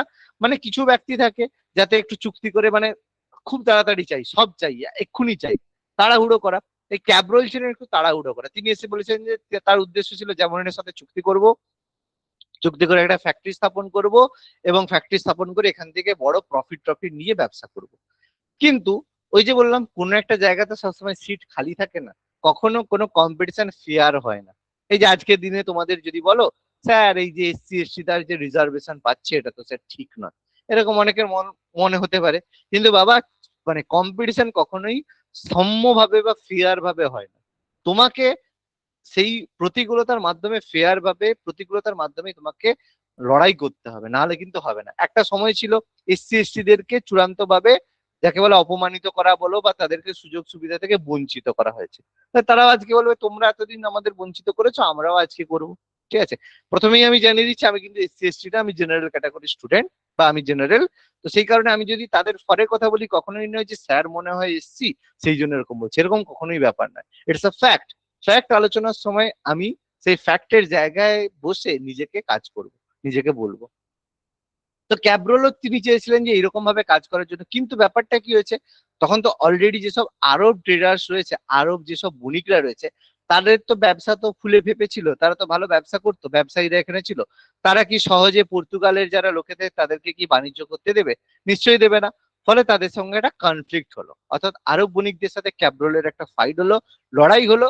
এবং সেখানে জ্যামরিন যেহেতু অলরেডি আরব বণিকদের সঙ্গে তার একটা চুক্তি বলো বা তার একটা আন্ডারস্ট্যান্ডিং ছিল, সেই কারণে তিনিও এই আরব বণিকদের সঙ্গেই যোগদান করলো, মানে তার সঙ্গেই ছিল। ফলে পেড্রো ক্যালভারেজকে কি করলো? ভারত থেকে চলে যেতে হলো, তিনি সফল হলো এটা। 1502-তে ভাস্কো ডা গামা আবার দ্বিতীয়বারের জন্য এলেন। তো তিনি এসে তার বাবু ওসব লক্ষ্য নেই, তিনি দ্বিতীয়বারের জন্য ভারতে আসেন, ব্যবসা বাণিজ্য করে আবার তিনি চলে যান। ঠিক আছে, এবার 1503 খ্রিস্টাব্দে এরপর পর্তুগিজরা কি করে, আসার পরে প্রথম তাদের বাণিজ্য কুঠি কোচিনে স্থাপন করেছিল। 1503-তে কোচিনে তারা কি করে প্রথম পর্তুগিজ কারখানা স্থাপন করেছিল। এবার এই ঘটনাটার পেছনে একটা বড় ব্যাপার ছিল কি, এখানে ভাস্কো ডা গামা কিন্তু প্রথম থেকে ছিল, তিনি কিন্তু বাণিজ্য কুঠিটা, এই পর্তুগিজ কারখানা আর বাণিজ্য কুঠির মধ্যে পার্থক্য রয়েছে। এখানে আমি একটা জিনিস, কয়েকটা জিনিস ক্লিয়ার করে দিই। অনেকে বাণিজ্য কুঠি আর কারখানাকে একই মনে করে, একই জিনিস কিন্তু নয়। সাপোজ ধরো কারখানা মানে কি, কারখানা মানে সাপোজ ধরো তোমার একটা কোম্পানি রয়েছে, সাপোজ ধরো তুমি হচ্ছে আম্বানি, তুমি আমেরিকায় গিয়ে বা কোনো জায়গায় বলো আমেরিকার একটা কোম্পানি, মানে যেখানে হচ্ছে তুমি ধরো হচ্ছে টাটা টিভিএস একটা তৈরি করলে, তো সেটা কি হবে, তোমার একটা কারখানা তুমি তৈরি করলে, দ্যাটস ডাজন্ট প্রবলেম। কিন্তু তুমি যখন পর্তুগিজ কারখানা, পর্তুগিজ যখন যেটা দুর্গ যেটাকে বলা হয়, যেটা অ্যাকচুয়ালি ফোর্টিফাই বলা হয়, যেগুলো বাণিজ্য কুঠি, যেটাকে বাণিজ্য কুঠি বলে, বাণিজ্য কুঠির সঙ্গে কারখানা পার্থক্য এটাই যে বাণিজ্য কুঠি যখন হয় সেগুলো কিন্তু শুধুমাত্র কারখানা হবে সেরকম নয়, তারা যে ট্রেড বা বাণিজ্য করছে সেই বাণিজ্য করা যাতে সেফ হয় সেই জন্য তার সাথে কিন্তু দুর্গ, অস্ত্র থাকবে, সৈন্য থাকবে, সেগুলো কিন্তু বাণিজ্য কুঠি বলা হয়। সেই কারণে কারখানা তৈরি করার বাণিজ্য কুঠি তৈরি করার মধ্যে কিন্তু আকাশ পাতাল পার্থক্য রয়েছে। সেই কারণে 1503-তে যখন পর্তুগিজ কারখানা স্থাপন হয়, সেটা কিন্তু কোনো বাণিজ্য কুঠি ছিল না, অর্থাৎ এমনি একটা কারখানা যেখানে তারা বাণিজ্য জিনিসপত্র রাখবে সেরকম ব্যাপার, সেটা কিন্তু কোনো সমস্যা ছিল না। ঠিক আছে, এরপর কি হয়, আমাদের 1505 খ্রিস্টাব্দে একটা গুরুত্বপূর্ণ ঘটনা হয়। কি হয়, পর্তুগিজ সরকার ভারতে গঠন করা হয়, যেটাকে বলা হয় এস্টিডিও ডা ইন্ডিয়া ওদের ভাষায়, এবং প্রথম পর্তুগিজ গভর্নর হয় ফ্রান্সিসকো ডি আলমিডা। এবার এখানে একটা ব্যাপার আছে, ব্যাপারটা কি, যে হঠাৎ করে পর্তুগিজ গভর্নর কি করে তৈরি হয়ে গেল।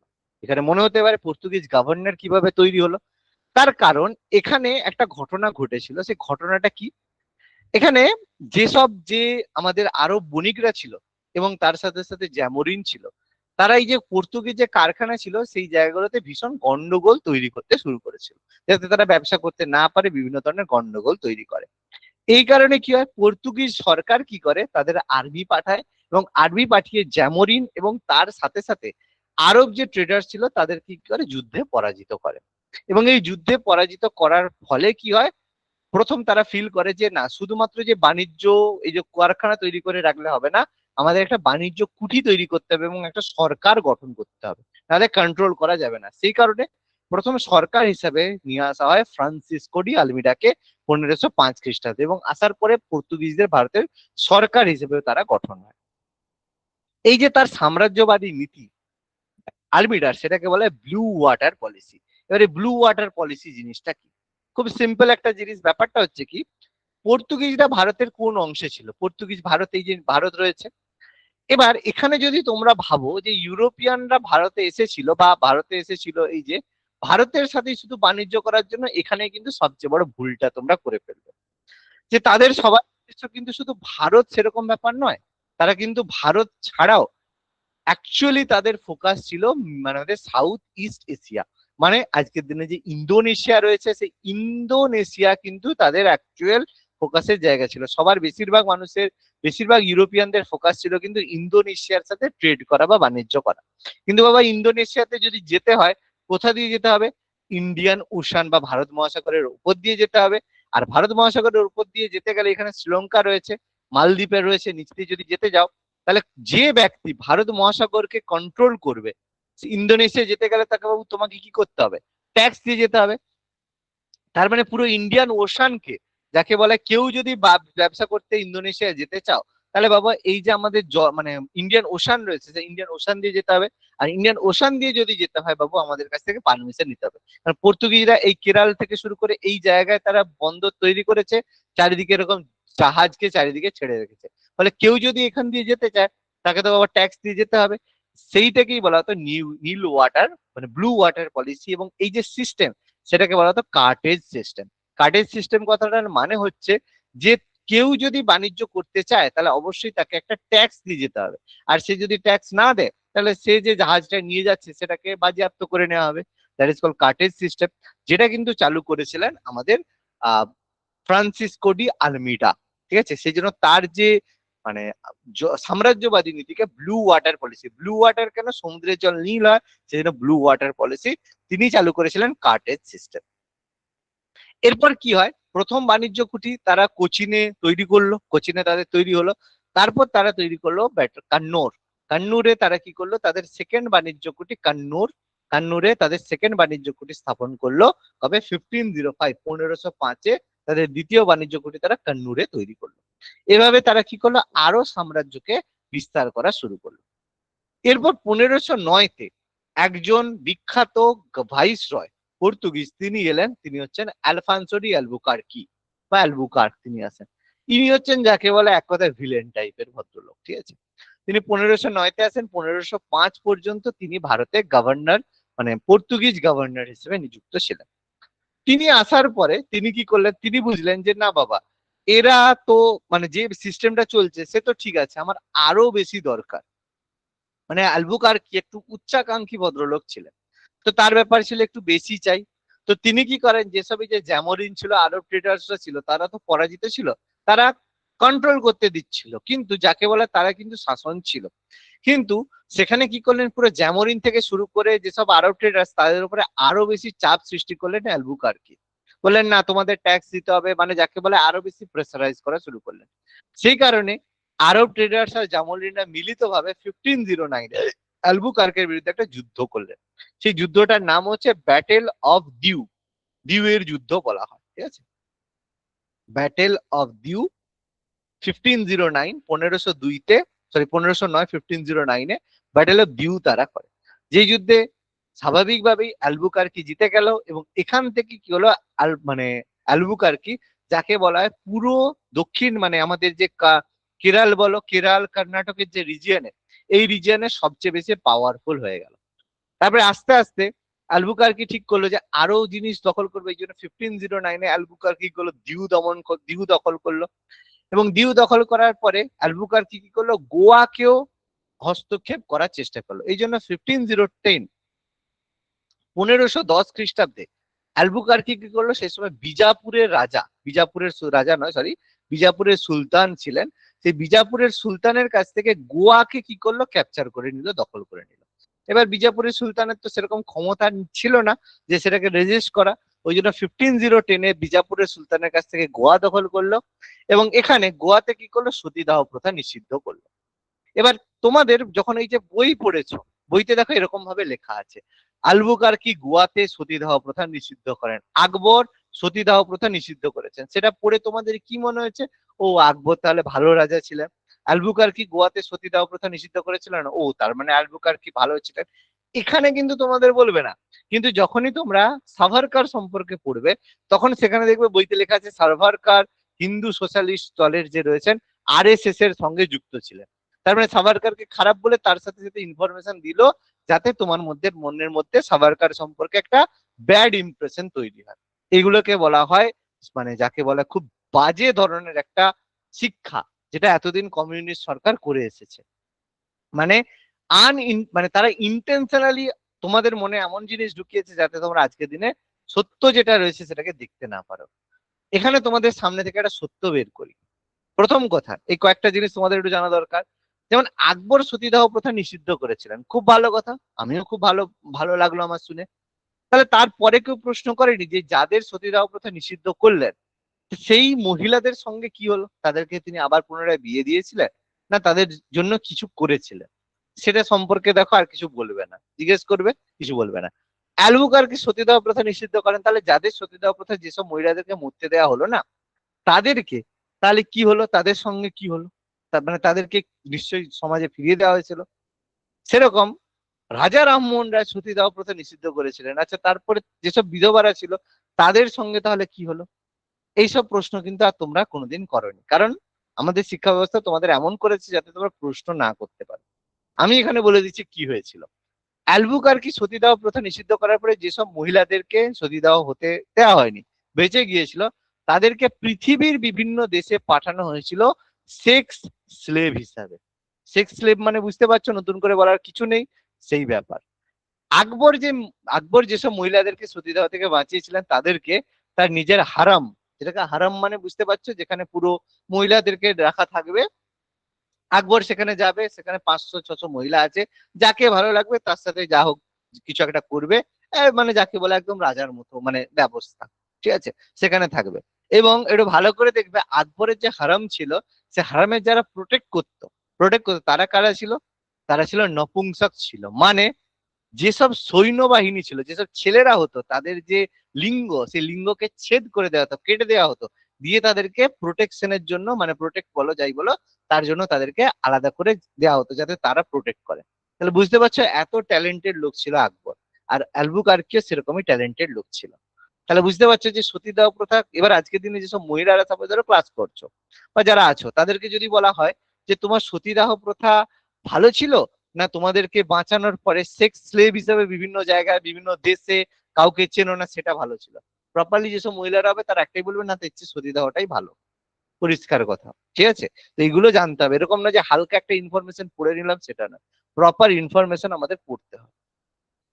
তো যাই হোক, অ্যালবুকার্কি তিনি গোয়াতে সতীদাহ প্রথা নিষিদ্ধ করেন, ভালো খবর। এরপর কি হয় যে আমাদের পর্তুগালদের প্রথম রাজধানী তারা কিন্তু কোচিনে স্থাপন করেছিল, ক্যাপিটাল যেটাকে বলা হয়, কোচিনে তারা তাদের প্রথম যে ক্যাপিটাল তৈরি করেছিল। পরবর্তীকালে নিনো ডি কুনহা বলে একজন পর্তুগিজ গভর্নর আসেন 1529-এ, তিনি গভর্নর হয়ে আসেন, পরবর্তী নয় কিছু বছর পরে। তিনি 1529 থেকে 1538 পর্যন্ত গভর্নর ছিলেন। তিনি কি করেন, তার রাজধানী কোচিন থেকে গোয়াতে ট্রান্সফার করেন, তার সময়ের আর গুরুত্বপূর্ণ কিছু নয়, তিনি গোয়াতে ট্রান্সফার করেন। এরপর পর্তুগিজদের আর যাকে বলে বিশেষ কোনো অবদান বলো, বিশেষ কিছু ব্যাপার নেই। 1538 তারপরে তারা যেরকম বাণিজ্য করছিল, শাসন করছিল, কিন্তু এরপরে যখন ইংরেজরা ভারতে এন্টার করলো, ভারতে যখন বাণিজ্য করার জন্য ঢুকে গেল, তখন দেখবো পর্তুগিজদের হাত থেকে ইংরেজরা তাকে বলে সমস্ত ক্ষমতা দখল করে নিয়েছিল। সেটা আমরা একটু পরেই আলোচনা করব, কিভাবে ইংরেজরা পর্তুগিজদেরকে যাকে বলা হয় সাইড লাইন করে রেখেছিল, ঠিক আছে, সেটা আমরা একটু পরেই আলোচনা করব। ফাইনালি 1631 আসে, যেখানে শাহজাহানের যে মামা ছিল কাসেম খান, তিনি পর্তুগিজদেরকে হুগলি থেকে বিতাড়িত করেন। 1661, এই যে 1661 একটা বড় সময় ছিল, যেখানে ইংল্যান্ডের রাজা ছিল দ্বিতীয় চার্লস, যৌতুক হিসেবে বোম্বে পান, ঠিক আছে। এইটা একটা বড় একটা ঘটনা ছিল, যে বোম্বে যে অংশটা ছিল সেটা কিন্তু প্রথমে পর্তুগিজদের আন্ডারেই ছিল, কিন্তু পরবর্তীকালে এই যে বোম্বে, সেটাও কিন্তু পর্তুগিজদের কাছ থেকে ইংল্যান্ড নিয়ে নেয়।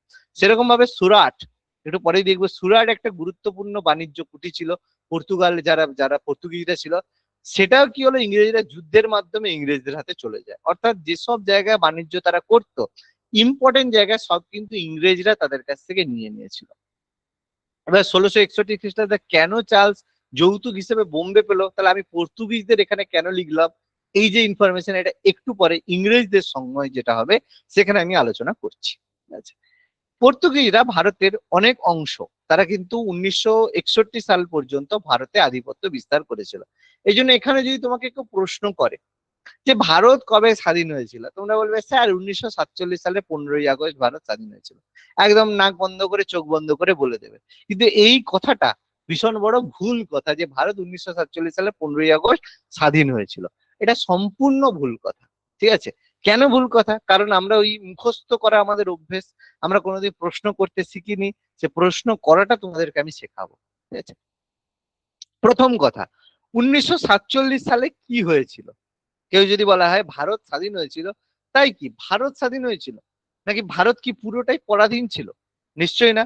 পুরো ভারতের তোমরা যদি ম্যাপ দেখো, যারা একটু কনস্টিটিউশন পড়েছো বা একটু হিস্ট্রি পড়েছো, তারা ভালো করেই জানবে যে ভারতের যে ম্যাপটা রয়েছে, সে ভারতের টোটাল ভূখণ্ডের মধ্যে কিছু জায়গা ছিল যেগুলো ব্রিটিশ শাসিত প্রদেশ ছিল, মানে যেই জায়গাগুলো সরাসরি ব্রিটিশরা শাসন করতো, কিছু জায়গা ছিল যেগুলো দেশীয় রাজ্য ছিল।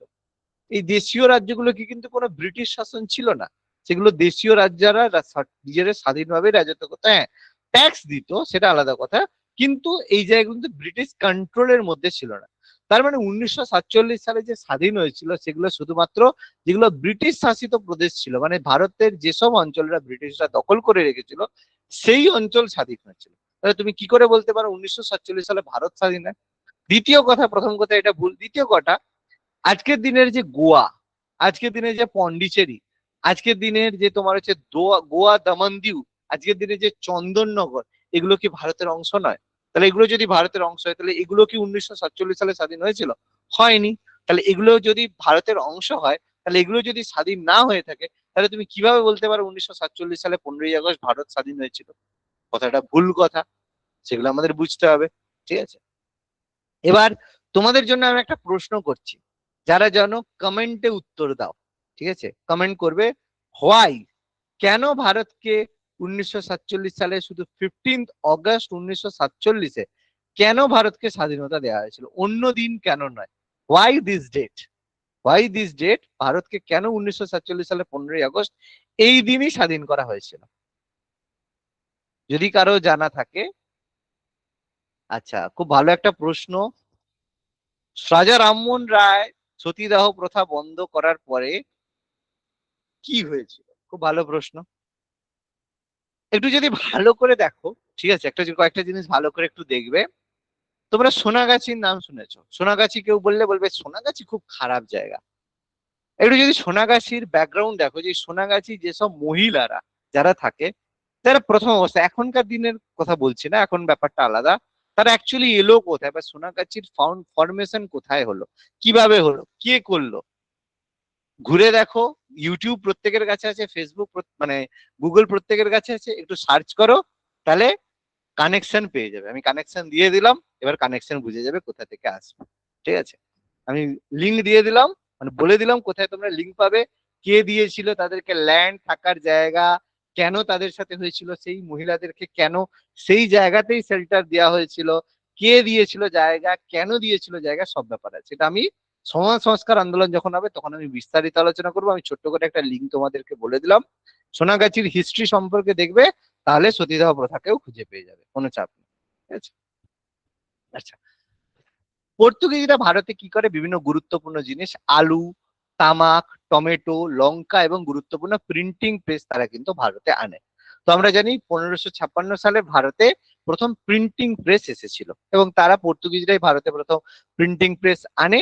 এবং সেখানে তারা যে বাইবেল রয়েছে, সেই বাইবেলকে তারা মানে আমাদের সেই সব কন্নড় ভাষা, যেসব জায়গায় ছিল কর্ণাটকে কন্নড় ভাষা, তারপর আমাদের হচ্ছে কেরলে মালায়ালাম ভাষা, সেই সব ভাষায় কি হলো, বাইবেলকে মুদ্রণ করে তারা কি করেছিল, ছড়িয়ে দিয়েছিল। বেসিক্যালি যদি কেউ বলে যে পর্তুগিজরা ভারতে কিসের জন্য এসেছিল, কেউ যদি বলে বাণিজ্য, সেটা কিন্তু সঠিক উত্তর নয়। তারা ভারতে কিন্তু দুটো কারণে এসেছিল, প্রথমে বাণিজ্য, দ্বিতীয়ত ধর্ম প্রচার। সবসময় দেখবে যার সঙ্গে সঙ্গে বণিকের সাথে সাথে ধর্ম প্রচারকরাও এসেছে, এবং এই ধর্ম প্রচারকদেরকে শেল্টার দেওয়ার জন্য আর্মিরা এসেছে। কখনো এটা ভাববে না যে যারা বণিকরা তাদেরকে শেল্টার দেওয়ার জন্য আর্মি কখনোই আসে না।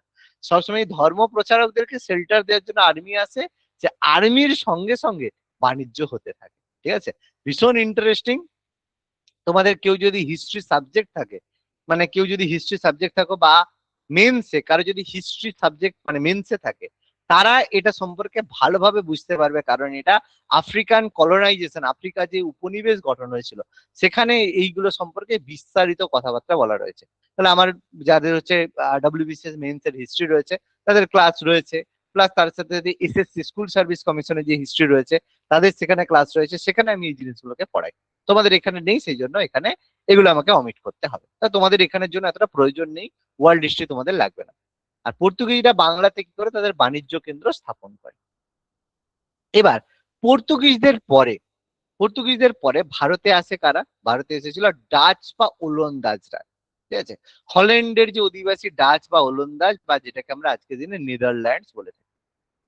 ঠিক আছে, এবার এখানে একটা প্রশ্ন হতে পারে যে স্যার হয়তো তোমরা বলবো তাহলে নেদারল্যান্ডস মানেই হল্যান্ড, আর হল্যান্ডের লোকেদেরকে ডাচ বলা হবে, এরকম কিন্তু নয়। এখানে বুঝিয়ে দিচ্ছি, অনেক কনসেপ্ট দেখো ক্লিয়ার হবে আজকের পরে। আজকে যারা ক্লাস করছো, লাস্ট পর্যন্ত ক্লাস করছো, ক্লাসের পরে কত যে ধারণা বদলাবে সেটা চিন্তার বাইরে। হ্যাঁ, যারা একটু ভালো প্রিপারেশন পড়াশোনা রেখেছো, তাদের ক্ষেত্রে হ্যাঁ কিছু কিছু জিনিস হয়তো শুনেছো, কিন্তু তারাও অনেক নতুন জিনিস জানবে। আর যারা হয়তো প্রথম এসছো, তাদের ক্ষেত্রে অনেক ধারণা পাল্টাবে। দেখো, কারো বাড়ি যদি কেউ এখানের মধ্যে কেউ হয়তো কারো বাড়ি হয়তো মেদিনীপুর রয়েছে। ঠিক আছে, এবার মেদিনীপুরে একটা জায়গা রয়েছে পাঁশকুড়া, যারা হয়তো জানো, তারা পাঁশকুড়া সম্পর্কে জানো, পাঁশকুড়া। তারপরে ধরো তমলুক, এই যে জায়গাগুলোর কথা বলছি, পাঁশকুড়া বলো, তমলুক বলো, হলদিয়া, তাহলে হলদিয়া, পাঁশকুড়া, তমলুক এগুলো সব কার মধ্যে রয়েছে? মেদিনীপুর জেলার মধ্যে রয়েছে। আবার মেদিনীপুর নিজেও কিন্তু একটা শহর, যেরকম পাঁশকুড়া একটা শহর রয়েছে সেরকম মেদিনীপুর একটা শহর রয়েছে। তাহলে তাহলে ব্যাপারটা কি হচ্ছে? পাঁশকুড়াও মেদিনীপুরে, হলদিয়াও মেদিনীপুরে, তমলুকও মেদিনীপুরে, আবার মেদিনীপুরও মেদিনীপুরে। এবার কিরকম কথা, ব্যাপারটা কি? পুরো মেদিনীপুর জেলার মধ্যে মানে মেদিনীপুরের মধ্যে, আচ্ছা যার বাড়ি হলদিয়া, ভেরি গুড। আচ্ছা, তো এরকম পুরো যে মেদিনীপুর জেলার মধ্যে মেদিনীপুর যে শহরটা সেটা সবচেয়ে বেশি জনপ্রিয় হওয়ার জন্য সেই জেলাটার নাম কিন্তু মেদিনীপুর হয়েছে। সেরকম দেশটার নাম কিন্তু নেদারল্যান্ডস। সেই তার মধ্যে দুটো প্রভিন্স রয়েছে, হল্যান্ড, উত্তর হল্যান্ড, দক্ষিণ হল্যান্ড, দুটো হল্যান্ড প্রভিন্স রয়েছে। সেখানে সবচেয়ে বেশি লোক থাকে এবং সেখানে সবচেয়ে বেশি গুরুত্বপূর্ণ জায়গা থাকে। আমস্টারডাম থেকে শুরু করে বিভিন্ন যে শহর সেগুলো হল্যান্ডের মধ্যে রয়েছে। সেই কারণে আমরা বলে থাকি যেটাই হল্যান্ড সেটাই নেদারল্যান্ড, আর সেটাই হচ্ছে আমাদের, মানে যেটাই হল্যান্ড সেটাই নেদারল্যান্ড, কিন্তু সেটা নয়। দেশটার নাম নেদারল্যান্ড আর সেখানের একটা অঞ্চল হচ্ছে হল্যান্ড। সেই হল্যান্ডের অধিবাসী বা পুরো নেদারল্যান্ডস এর অধিবাসীদেরকে ওলন্দাজ বা ডাচ বলা হয়ে থাকে। ঠিক আছে, তাহলে এই জিনিসগুলো মাথার মধ্যে ক্লিয়ার রাখবে। যেমন একটা জিনিস হয়তো তোমরা হয়তো জানো কি জানো না আমি জানি না, আমি পরে আবার পরে আলোচনা করব। সেটা হচ্ছে ইউকে, ব্রিটেন, ঠিক আছে, তারপর হচ্ছে গ্রেট ব্রিটেন, গ্রেট ব্রিটেন কি পার্থক্য? আর হচ্ছে ব্রিটিশ আইলস, এর মধ্যে কি পার্থক্য? এটা হয়তো অনেকে বেশিরভাগ কেউ জানো না। সবাই বলে স্যার ইউকে মানেই তো ইংল্যান্ড বা ব্রিটেন, ইউকে মানেই তো স্যার ব্রিটেন, আবার স্যার ইউকে মানেই তো স্যার গ্রেট ব্রিটেন। কি ব্যাপার স্যার ঠিক জানা নেই, এটা সম্পর্কে হয়তো অনেকে জানা নেই। ঠিক আছে, এটা এক ধরনের ব্যাপার। প্রচুর এরকম ফ্যাক্ট রয়েছে, আস্তে আস্তে আস্তে আস্তে যত পড়বে তত জানতে পারবে এদের মধ্যে কি পার্থক্য রয়েছে। ইন্টারেস্টিং জিনিস পড়তে পড়তে ভালো লাগবে। ঠিক আছে, আচ্ছা আমি এটা পরে আলোচনা করব, এই মুহূর্তে বলছি না। তো 1596 খ্রিস্টাব্দে ওলন্দাজ বা ডাচ যারা তারা কিন্তু ভারতে আসে। এবার তারা ভারতে আসার পরে কি করে, পর্তুগিজদের যে একচেটিয়া বাণিজ্য রয়েছে, যে একচেটিয়া বাণিজ্য ছিল সেই একচেটিয়া বাণিজ্যকে ধ্বংস করে। কারণ প্রথমে এসে দেখো তারা একচেটিয়া বাণিজ্য করতো, পর্তুগিজরা তো তারা নিজেরাই ব্যবসা বাণিজ্য করতো। তাহলে এরা আসার পরে তাদের একচেটিয়া বাণিজ্যকে ধ্বংস করে। এবার প্রথমে মনে রাখবে যে ডাচরা, আচ্ছা ইন্ডিপেন্ডেন্স ডে এর কারণটাও বলবেন? আচ্ছা কারো জানা নেই, কমেন্টে নেই, আচ্ছা ঠিক আছে বলে দিচ্ছি। একটু সার্চ করে দেখবে যে 1947 সালে 15ই আগস্ট ভারতকে স্বাধীনতা দেওয়া হয়েছিল। আমরা সেলিব্রেট করি ভারতের ইন্ডিপেন্ডেন্স ডে, কিন্তু actually we are not celebrating our freedom, actually we are celebrating the victory of Britain. আমরা নিজেদের দেশের স্বাধীনতা উদযাপন করি না, আমরা উদযাপন করি ব্রিটেনের স্বাধীনতা বা ব্রিটেনের জয়কে উদযাপন করি। বলে স্যার এটা আবার কেমন কথা? কারণ 1945 1945 15 আগস্ট 15ই আগস্ট কি হয়েছিল? জাপান আত্মসমর্পণ করেছিল সেকেন্ড ওয়ার্ল্ড ওয়ারে। আর জাপানের যে আত্মসমর্পণ, এটা মনে হতে পারে হ্যাঁ অনেকেই তো আত্মসমর্পণ করে, তো জাপান আত্মসমর্পণ করেছিল এটা বড় কি কথা? জাপানের আত্মসমর্পণ করা এক কথায় সেখানকার লোকেরা মনে করতো যে সমস্ত লোক মারা যাবে কিন্তু কেউ কখনো আত্মসমর্পণ করবে না। কারণ সেখানকার তারা মনে করতো আত্মসমর্পণ করার মানে হচ্ছে অপমান করা, নিজেদেরকে অপমান করা। ওই জন্য যুদ্ধের সময় কেউ যদি, সবাইকে বলা হয় তুমি যুদ্ধক্ষেত্রে মরে যাও কিন্তু পালিয়ে কেউ আসবে না, কেউ যদি পালিয়ে আসে তাকে পুরো তার যে সমাজ বলো, তার যে সোসাইটি বলো, পুরো দেশ তাকে বহিষ্কার করে দেবে, কেউ তার সঙ্গে কথাই বলবে না। এই জন্য কাজামাকি যে তোমার যে পাইলটরা রয়েছে দেখবে সেকেন্ড ওয়ার্ল্ড ওয়ারের সময় তারা কি করেছিল। সুন্দর একটা উত্তর পেলাম, Wales, Scotland, England, Great Britain. সুন্দর কথা, যাদের জানা আছে সুন্দর ব্যাপার। এই জন্য কি হয় যে জাপান কখনো স্যারেন্ডার করতেই চায়নি, কিন্তু পরবর্তীকালে জাপান স্যারেন্ডার কেন করে? এটা অনেকে বলতে পারে যে স্যার জাপান স্যারেন্ডার করেছিল কেন? তার কারণ স্যার জাপানের উপরে হিরোশিমা নাগাসাকির উপরে বোম ফেলিয়েছিল, সেই কারণে জাপান আত্মসমর্পণ করেছিল। এটা তোমরা অনেক বইতে পড়েছো, অনেক জায়গায় পড়েছো, কিন্তু অ্যাকচুয়ালি কারণ সেটা নয়। হিরোশিমা নাগাসাকির বোম ফেলানোর পরেও জাপান কিন্তু আরো লড়াই করার জন্য প্রস্তুত ছিল। জাপান আত্মসমর্পণ করেছিল তার কারণে উল্টো দিক থেকে রাশিয়া, রুশ ইনভেশন করেছিল। যখন রুশ ইনভেশন করলো তখন বুঝলো যে আর কোথাও যাওয়ার জায়গা নেই, সেই কারণে তারা আত্মসমর্পণ করেছিল। ঠিক আছে, তো বেসিক্যালি তারা এই যে জাপানের যে আত্মসমর্পণ সেটাকে স্মরণীয় করার জন্য ওই দিন ভারতকে স্বাধীনতা তারা দিয়েছিল। তো congratulation, you are celebrating the victory of Britain, not celebrating the independence of India. ঠিক আছে, খুব ভালো গল্প, জানাটা খুব প্রয়োজন, আস্তে আস্তে সব ইতিহাস পাবে। যেমন আমাদের যে ন্যাশনাল অ্যান্থেম জনগণমন, এটা সম্পর্কে একটা জিনিস তোমাদের জানাটা দরকার কি, যে জনগণমন গর্বের সাথে গাওয়া হয়। কত সেকেন্ডে গাওয়া হয়? 52 সেকেন্ডে গাইতে হয়। আমিও যে ন্যাশনাল অ্যান্থেমের সময় দাঁড়িয়ে অবশ্যই আমি সেটাকে সম্মান জানাই, এবং as a Indian everybody should respect national anthem. কিন্তু এই যে ন্যাশনাল অ্যান্থেম, কেন এটাকেই করা হলো? কেন বন্দে মাতরম, কেন ন্যাশনাল অ্যান্থেম করা হলো না? অথচ স্বাধীনতা সংগ্রামী যত রয়েছে সবাই কিন্তু বন্দে মাতরম গানেই কিন্তু জাতীয় সঙ্গীত, মানে যাকে বলে স্বাধীনতা সংগ্রামের সময় আন্দোলন, কিন্তু ওটা সম্পর্কেই করেছিল।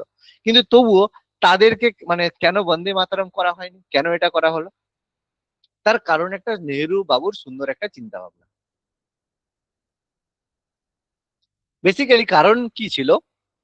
প্রথমে ন্যাশনাল অ্যান্থেমের কথাটা একটু জানিয়ে দিই, যে ন্যাশনাল অ্যান্থেমটা কে লিখেছিল? আমাদের রবীন্দ্রনাথ ঠাকুর। কবে লিখেছিল? 1911-এ। কার জন্য লিখেছিল? ইংল্যান্ডের রাজা যে ছিলেন, যিনি বঙ্গভঙ্গ রদ করেছিলেন চাল, তার উদ্দেশ্যে দিল্লি দরবার বসেছিল, সেখানে তিনি বলেছেন জনগণমনের মাধ্যমে ভারত ভাগ্য বিধাতা। অর্থাৎ ন্যাশনাল অ্যান্থেম যেটা তিনি লিখেছিলেন, যে গানটা জনগণমন লিখেছিলেন, সেটা বেসিক্যালি ছিল ইংল্যান্ডের রাজাকে প্রেজ করার জন্য, যে তিনি ভারতের ভাগ্য বিধাতা, তাকে আমি প্রেজ করছি, তার জয় জয় করছি। ঠিক আছে, তাহলে ব্যাপারটা এটাই, যে আমরা এখনো সেই গানটাকে আমরা ন্যাশনাল এন্থিম নিলাম। তার মানে বুঝতে পারছো, অনেকটা ঘুরে ফিরে একটা জিনিস ব্যাপার। হতে পারে ভারত স্বাধীন, কিন্তু নেহেরু সবসময় কিন্তু এটাই ফিল করতেন, বা ইন্ডিয়ান ন্যাশনাল কংগ্রেস বা আমাদের যে কংগ্রেস কখনোই চায়নি যে ভারত স্বাধীনতা পাক। তারা সবসময় শেষ পর্যন্ত চেয়ে এসেছে যাতে ব্রিটিশরা ভারতে থাকুক, কারণ তারা এটা মনে করতো ব্রিটিশরা ভারতে থাকলে তাহলেই কিন্তু আমরা একমাত্র সভ্য হতে পারবো। এটা কিন্তু অ্যাকচুয়ালি শেষ পর্যন্ত তাদের লক্ষ্য ছিল। তো সেই কারণে ব্যাপারটা এটা। ঠিক আছে, যাই হোক, কি বলবে বলো, দুঃখজনক ব্যাপার, কিন্তু ইতিহাস তো ইতিহাস, সত্য ইতিহাস আমাদের জানতে হবে, ভুল ইতিহাস জেনে লাভ নেই। তো ডাচরা ভারতে এসে পর্তুগিজদের যে একচেটিয়া বাণিজ্যকে ধ্বংস করে। প্রথম কথা, ডাচরা ডাচরা কিন্তু প্রথম থেকে ইন্ডিয়ার উপরে তাদের কিন্তু ফোকাস ছিল না। ডাচদের প্রথম থেকে ফোকাস ছিল কার উপরে? ইন্দোনেশিয়ার উপরে। তারা কিন্তু প্রথম থেকে ইন্ডিয়ার দিকে আসেনি, তারা এসেছিল ইন্দোনেশিয়াতে বাণিজ্য করার জন্য তারা গিয়েছিল। তারা কিন্তু ইন্দোনেশিয়াতে যায়, ইন্দোনেশিয়াতে গিয়ে টোটালি যাকে বলা হয় জাভা, সুমাত্রা যে দ্বীপ রয়েছে, সব জায়গায় কিন্তু তারা টোটালি কন্ট্রোল করা শুরু করে। ঠিক আছে, তারপরে তারা ভারতে আসে, ভারতে এসে তারা বাণিজ্য করার জন্য এগিয়ে আসে। 1602 1602-তে তারা অন্ধ্রপ্রদেশের মাসুলিপাট্টনামে তারা প্রথম তাদের বাণিজ্য কুটির স্থাপন করে। তারপর সেকেন্ড যে বাণিজ্য কুটির, তারা পেটাপুলি 1606 1606 এক সেকেন্ড, হ্যাঁ 1606 1606-এ তারা পেটাপুলি বলে একটা জায়গা রয়েছে, সেখানে বাণিজ্য কুটির স্থাপন করে। তারপরে পুলিকট, পুলিকটে তারা তাদের বাণিজ্য কুটির স্থাপন করে 1610 1610। প্রথমে 1610-এ তারা করে, পরে 1690-এর ব্যাপারটা পরে বলছি। 1610-এ পুলিকটে বাণিজ্য কুটির তৈরি করে। সুরাট, সুরাট সবচেয়ে গুরুত্বপূর্ণ জায়গা ছিল, সুরাটে তারা বাণিজ্য কুটির স্থাপন করে 1616 1616 1616-তে তারা সুরাটে করে। বাংলার চুচুড়া, চুচুড়া আবার আজকের দিনে চিনসুড়া বা চুচুড়া আমরা প্রত্যেকে জানি, 1653-তে তারা বাংলার চুচুড়াতে বাণিজ্য কুটির স্থাপন করে। তারপর আমাদের 1659-এ বিহারের পাটনায় করে। এরকম ভাবে তারা কিন্তু পরপর তৈরি করে। আর একদম 1663-তে কেরালার কোচিনে তারা বাণিজ্য কুটির স্থাপন করে। এইভাবে তারা কিন্তু বাণিজ্য কুটির স্থাপন করে। 1690 পর্যন্ত এই যে পুলিকটে 1610-এ যে বাণিজ্য কুটির স্থাপন করেছিল, 1690 পর্যন্ত এই পুলিকট ছিল তাদের প্রধান বাণিজ্য কেন্দ্র। 1690-তে তারা সেটাকে ট্রান্সফার করে নাগাপট্টনম। এই নাগাপট্টনমে তারা কিন্তু ওই 1659 তারা বাণিজ্য কুটির বানিয়েছিল। পরে এটাকে হেডকোয়ার্টার 1659-এ তারা বাণিজ্য কুটির স্থাপন করে। এরপর ওলন্দাজ বা ডাচরা তারা বাণিজ্য করছিল, কোনো সমস্যা নেই। এর মাঝখানে ইংরেজরা অলরেডি 1600-তে এন্টার করে, তাদের সাথে সেভাবে কোনো কনফ্লিক্ট নেই। এরা কিছু এক জায়গায় এসে নিজের পায়ে যাকে বলে কুড়োল মারা, সে কুড়োলটা বেড়েছিল 1759-এ এসে। কি ব্যাপার 1759-এ কি হয়েছিল? 1759-এ একটা যুদ্ধ হয়েছিল, battle of Chuchura, battle of Chinsurah বলা হয়, যে ব্যাটেল অফ বিদারাও বলা হয়ে থাকে। কি হয়েছিল? সেই সময় বাংলার যে নবাব ছিল তার নাম ছিল মীর জাফর। প্রত্যেকে আমরা জানি 1757-তে 1757 1757-এ পলাশির যুদ্ধ হয়।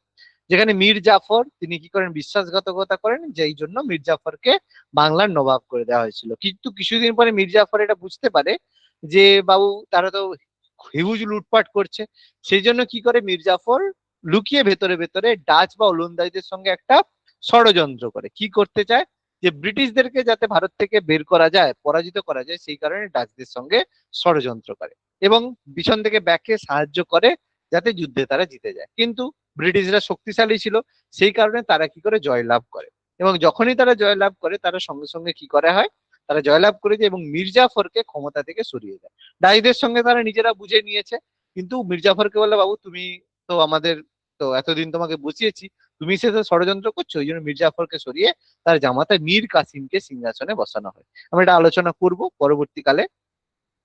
এরপর 1798 1798 পর্যন্ত তারা ব্যবসা করেছিল, কিন্তু 1798 তারা তাদের সমস্ত শেয়ার বিক্রি করে তাদের নিজের দেশ ইংল্যান্ডে ফিরে চলে গিয়েছিল।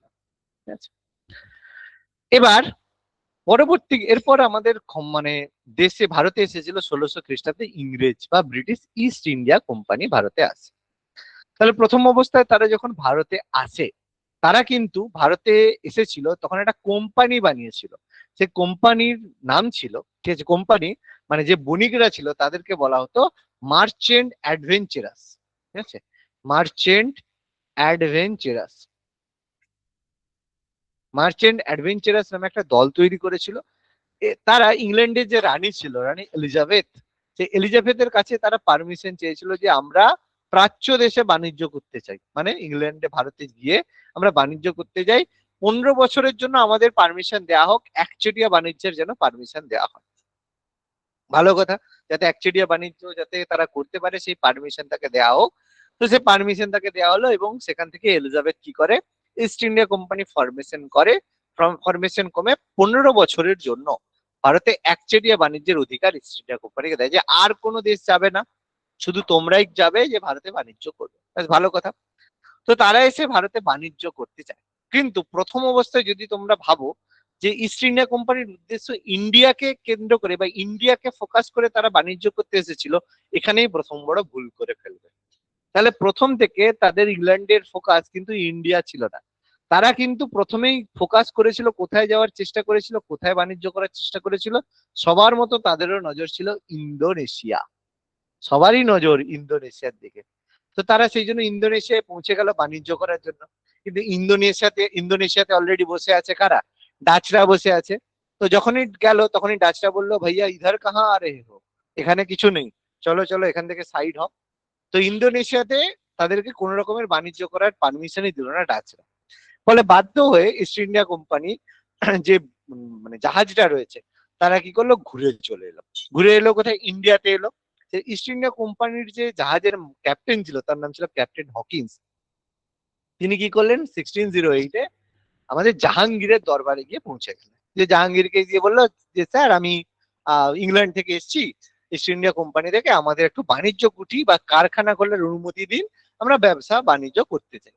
তখন জাহাঙ্গীর বললো বাবা সব তো ঠিক আছে, পারমিশন তো দিয়ে দিতে পারি, কোনো সমস্যা নেই, কিন্তু সমস্যা একটা বড় রয়েছে, যে আমার সঙ্গে তো বাবু যারা পর্তুগাল রয়েছে, পর্তুগিজ রয়েছে, যারা পর্তুগিজের লোক, তাদের সঙ্গে তো একটা ভালো সম্পর্ক রয়েছে, তাদেরকে তো আমি বাণিজ্য করার অনুমতি দিয়ে রেখেছি। তো তোমাদেরকে যদি অনুমতি দিই তাহলে তো সমস্যা হবে। তো এরকম বাবু দিতে পারছি না, কিন্তু তুমি থাকো, কোনো সমস্যা নেই, তুমি থাকো, খাও দাও, আমার দরবারে ঘুমাও, কোনো চাপ নেই। সেই জন্য ক্যাপ্টেন হকিন্স বলছে ঠিক আছে, একটু একটু করে বলি। এই জন্য প্রায় 3 বছর ক্যাপ্টেন হকিন্স 1611 পর্যন্ত, 1608 থেকে 1611, প্রায় 3 বছর তিনি জাহাঙ্গীরের দরবারে কিন্তু উপস্থিত ছিলেন। এবং জাহাঙ্গীর তাকে বললো তুমি আছো ভালো, কোনো অসুবিধা নেই, তোমাকে আমি উপাধি দিচ্ছি, খান উপাধি, বিভিন্ন টাইটেল দিচ্ছি, তুমি খাও দাও থাকো, কিন্তু পারমিশনটা বাবু দিতে পারছি না। বললো ঠিক আছে, আর কি আর করবো, ওই জন্য খান উপাধি তাকে দিল। এবং 1611-তে এসে ক্যাপ্টেন হকিন্স কি করলো, ইংল্যান্ডে ফিরে চলে গেল। দিয়ে বললো যে না বাবু আমি পারমিশন পাইনি, আমি চলে এসেছি ঘুরে। তখন বললো বাবা ঠিক আছে, কোনো সমস্যা নেই। এরপর মাঝখানে একটা ঘটনা ঘটে গেল। 1613-তে জাহাঙ্গীরের অনুমতিতে সুরাটে ইস্ট ইন্ডিয়া কোম্পানি কারখানা বানালো। তাহলে হঠাৎ করে জাহাঙ্গীর পারমিশন দিচ্ছিল, আবার হঠাৎ করে পারমিশন দিয়ে দিল, নিশ্চয়ই না, নিশ্চয়ই মাঝে কিছু একটা ঘটনা ঘটেছে। হ্যাঁ, সুন্দর একটা ঘটনা ঘটেছে, সেটা হচ্ছে 1612-তে। তাহলে 1611-তে তো ভদ্রলোক ফিরে চলে গেল, 1611 মানে 11তে ফিরে যাওয়ার পরে যখন বললো, ইংল্যান্ডের যে রাজা ছিলেন, ইংল্যান্ডের রাজা বললেন বাবা এই তাহলে ব্যাপার, ঠিক আছে চলো। এই জন্য 1612তে কি করলো, মানে বাণিজ্য তরী, যুদ্ধ তরী পাঠিয়ে দিল ভারতে। সেখানে পর্তুগিজদের সঙ্গে আমাদের গোয়াতে মানে সুরাটে যুদ্ধ হলো। সুরাটে ইংল্যান্ড মানে ইস্ট ইন্ডিয়া কোম্পানি মানে ব্রিটেনের সঙ্গে পর্তুগালের যুদ্ধ হলো। সেই যুদ্ধে কি হলো, যুদ্ধে জিতে গেল ব্রিটিশরা, এবং যুদ্ধটার নাম হচ্ছে battle of Swally. Battle of Swally, SWALLY, battle of Swally হলো সেই যুদ্ধে কি হলো, পর্তুগিজরা মানে পর্তুগিজরা পরাজিত হলো এবং ব্রিটিশরা জিতে গেল। ব্যাস যখনই জিতে গেল তখন সুরাটকে টাটা বাই বাই করে তারা চলে গেল গোয়াতে, বলছে আমরা চললাম গোয়াতে, থাকো। ব্যাস সুরাট হয়ে গেল ওপেন। যেই সুরাট ওপেন হয়ে গেল সঙ্গে সঙ্গে 1613তে জাহাঙ্গীর অনুমতি দিয়ে দিল, বাবা ঠিক আছে তোমরা এবার বাণিজ্য কুঠি বানিয়ে নাও, অসুবিধা নেই। বাণিজ্য কুঠি সুরাটে হয়ে গেল, কারণ সুরাটে পারমিশন চেয়েছিল, দিয়ে দিয়েছে, কারণ পর্তুগিজ জানি। এবার 1615তে টমাস রো পৌঁছে গেছে। এবার কিন্তু স্যার কোনো ইস্ট ইন্ডিয়া কোম্পানির কোনো নাবিক নয়, ক্যাপ্টেন হকিন্স কিন্তু ইস্ট ইন্ডিয়া কোম্পানির নাবিক ছিল, কিন্তু টমাস রো কিন্তু কোনো নাবিক না। সে কে, সে দূত। কার দূত? রাজা, ইংল্যান্ডের রাজা প্রথম জেমস তার দূত হিসেবে জাহাঙ্গীরের দরবারে আসে, দিয়ে বলছে ইয়োর ম্যাজিস্ট্রি, আমরা ইংল্যান্ড থেকে এসেছি, আমি রাজার দূত হিসেবে বলছি যে আমাদের যেন এখানে পারমিশন দেওয়া হোক। তো এই জাহাঙ্গীর বলছে বাবু কোনো সমস্যা নেই, আগেই আমি পারমিশন দিয়ে দিয়েছি জাহাঙ্গীরের সুরাটে বাণিজ্য কুঠি বানানোর জন্য, এবার নাও কি করতে চাও বলো। বলছে তাহলে আমাদের কোম্পানির সুপারিশ একটা রয়্যাল চার্টার দিন, সেই চার্টার অনুযায়ী আমরা বাণিজ্য করবো। ঠিক আছে নাও চার্টার নাও, কোনো সমস্যা নেই। ওই জন্য টমাস রো এলো জাহাঙ্গীরের দরবার থেকে চার্টার, রয়্যাল চার্টার পেয়ে গেল ব্যবসা বাণিজ্য করার জন্য। ব্যাস এবার ঢালাও যাকে বলা হয়, সুন্দরভাবে বাণিজ্য কুঠি বানানো চলছে। 1616তে অন্ধ্রপ্রদেশের মাসুলিপট্টনমে দক্ষিণ ভারতের প্রথম বাণিজ্য কুঠি তৈরি করে। তাছাড়া আরো কিছু অঞ্চলে তারা আস্তে আস্তে বাণিজ্য কুঠি তৈরি করতে থাকে। এবার ইস্ট ইন্ডিয়া কোম্পানি প্রথম একটা ফিল করলো যে বাবা এইভাবে সবার মতো পর্তুগিজদের মতো বাণিজ্য কুঠি করলে, মানে এইভাবে যদি করি, কোনো না কোনো সময় যে কেউ বাইরের লোক এসে আমাদেরকে মানে সরিয়ে দেবে। ইংল্যান্ডের লোকেদের সবচেয়ে একটা বড় বুদ্ধি কি জানো, ভুল থেকে শেখে। আর আমাদের ভারতীয়দের সবচেয়ে বড় গুণ কি জানো, জীবনে কোনোদিন ভুল থেকে শিখবে না। এটা আমাদের সমস্যা। কিন্তু ইংল্যান্ডের লোকেরা ভালোভাবেই জানে যে ভুলটা আগে হয়েছে সেই ভুলটা আর কিন্তু তারা রিপিট করবে না। তো তারা ইতিহাস থেকে শেখে, সেই জন্য তারা ইতিহাস বানিয়েছে। আর আমরা ইতিহাস থেকে শিখি না বলে আমরা একই ভুল বারবার করে যাই। ঠিক আছে, কি করবে বলো, দুঃখের ব্যাপার।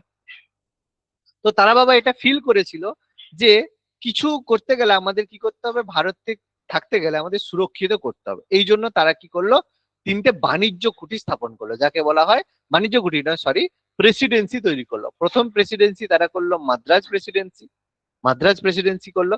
দ্বিতীয় প্রেসিডেন্সি তারা বম্বে প্রেসিডেন্সি করলো, এবং অ্যাট লাস্ট তারা কি করলো, কলকাতা প্রেসিডেন্সি তৈরি করলো। তাহলে তিনটে প্রেসিডেন্সি তারা তৈরি করলো, মাদ্রাজ প্রেসিডেন্সি, বম্বে প্রেসিডেন্সি আর কলকাতা প্রেসিডেন্সি তারা তৈরি করলো।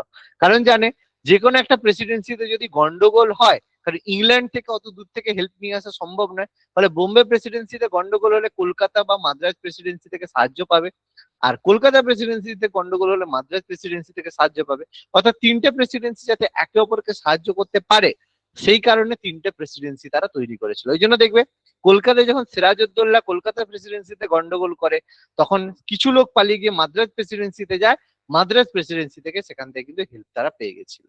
সেভাবে তারা তিনটে প্রেসিডেন্সি তৈরি করে। তাহলে প্রথম প্রেসিডেন্সি ফ্রান্সিস ডে বলে ভদ্রলোক, তিনি ফোর্ট সেন্ট জর্জ তৈরি করেছিল মাদ্রাজকে সুরক্ষিত করার জন্য। তাহলে এইভাবে মাদ্রাজ প্রেসিডেন্সি তৈরি হয়। তারপরে বম্বে প্রেসিডেন্সি কিভাবে হলো, 1661, একটু আগেই বলেছিলাম, পর্তুগিজ রাজকন্যা তার নাম ছিল ক্যাথরিন।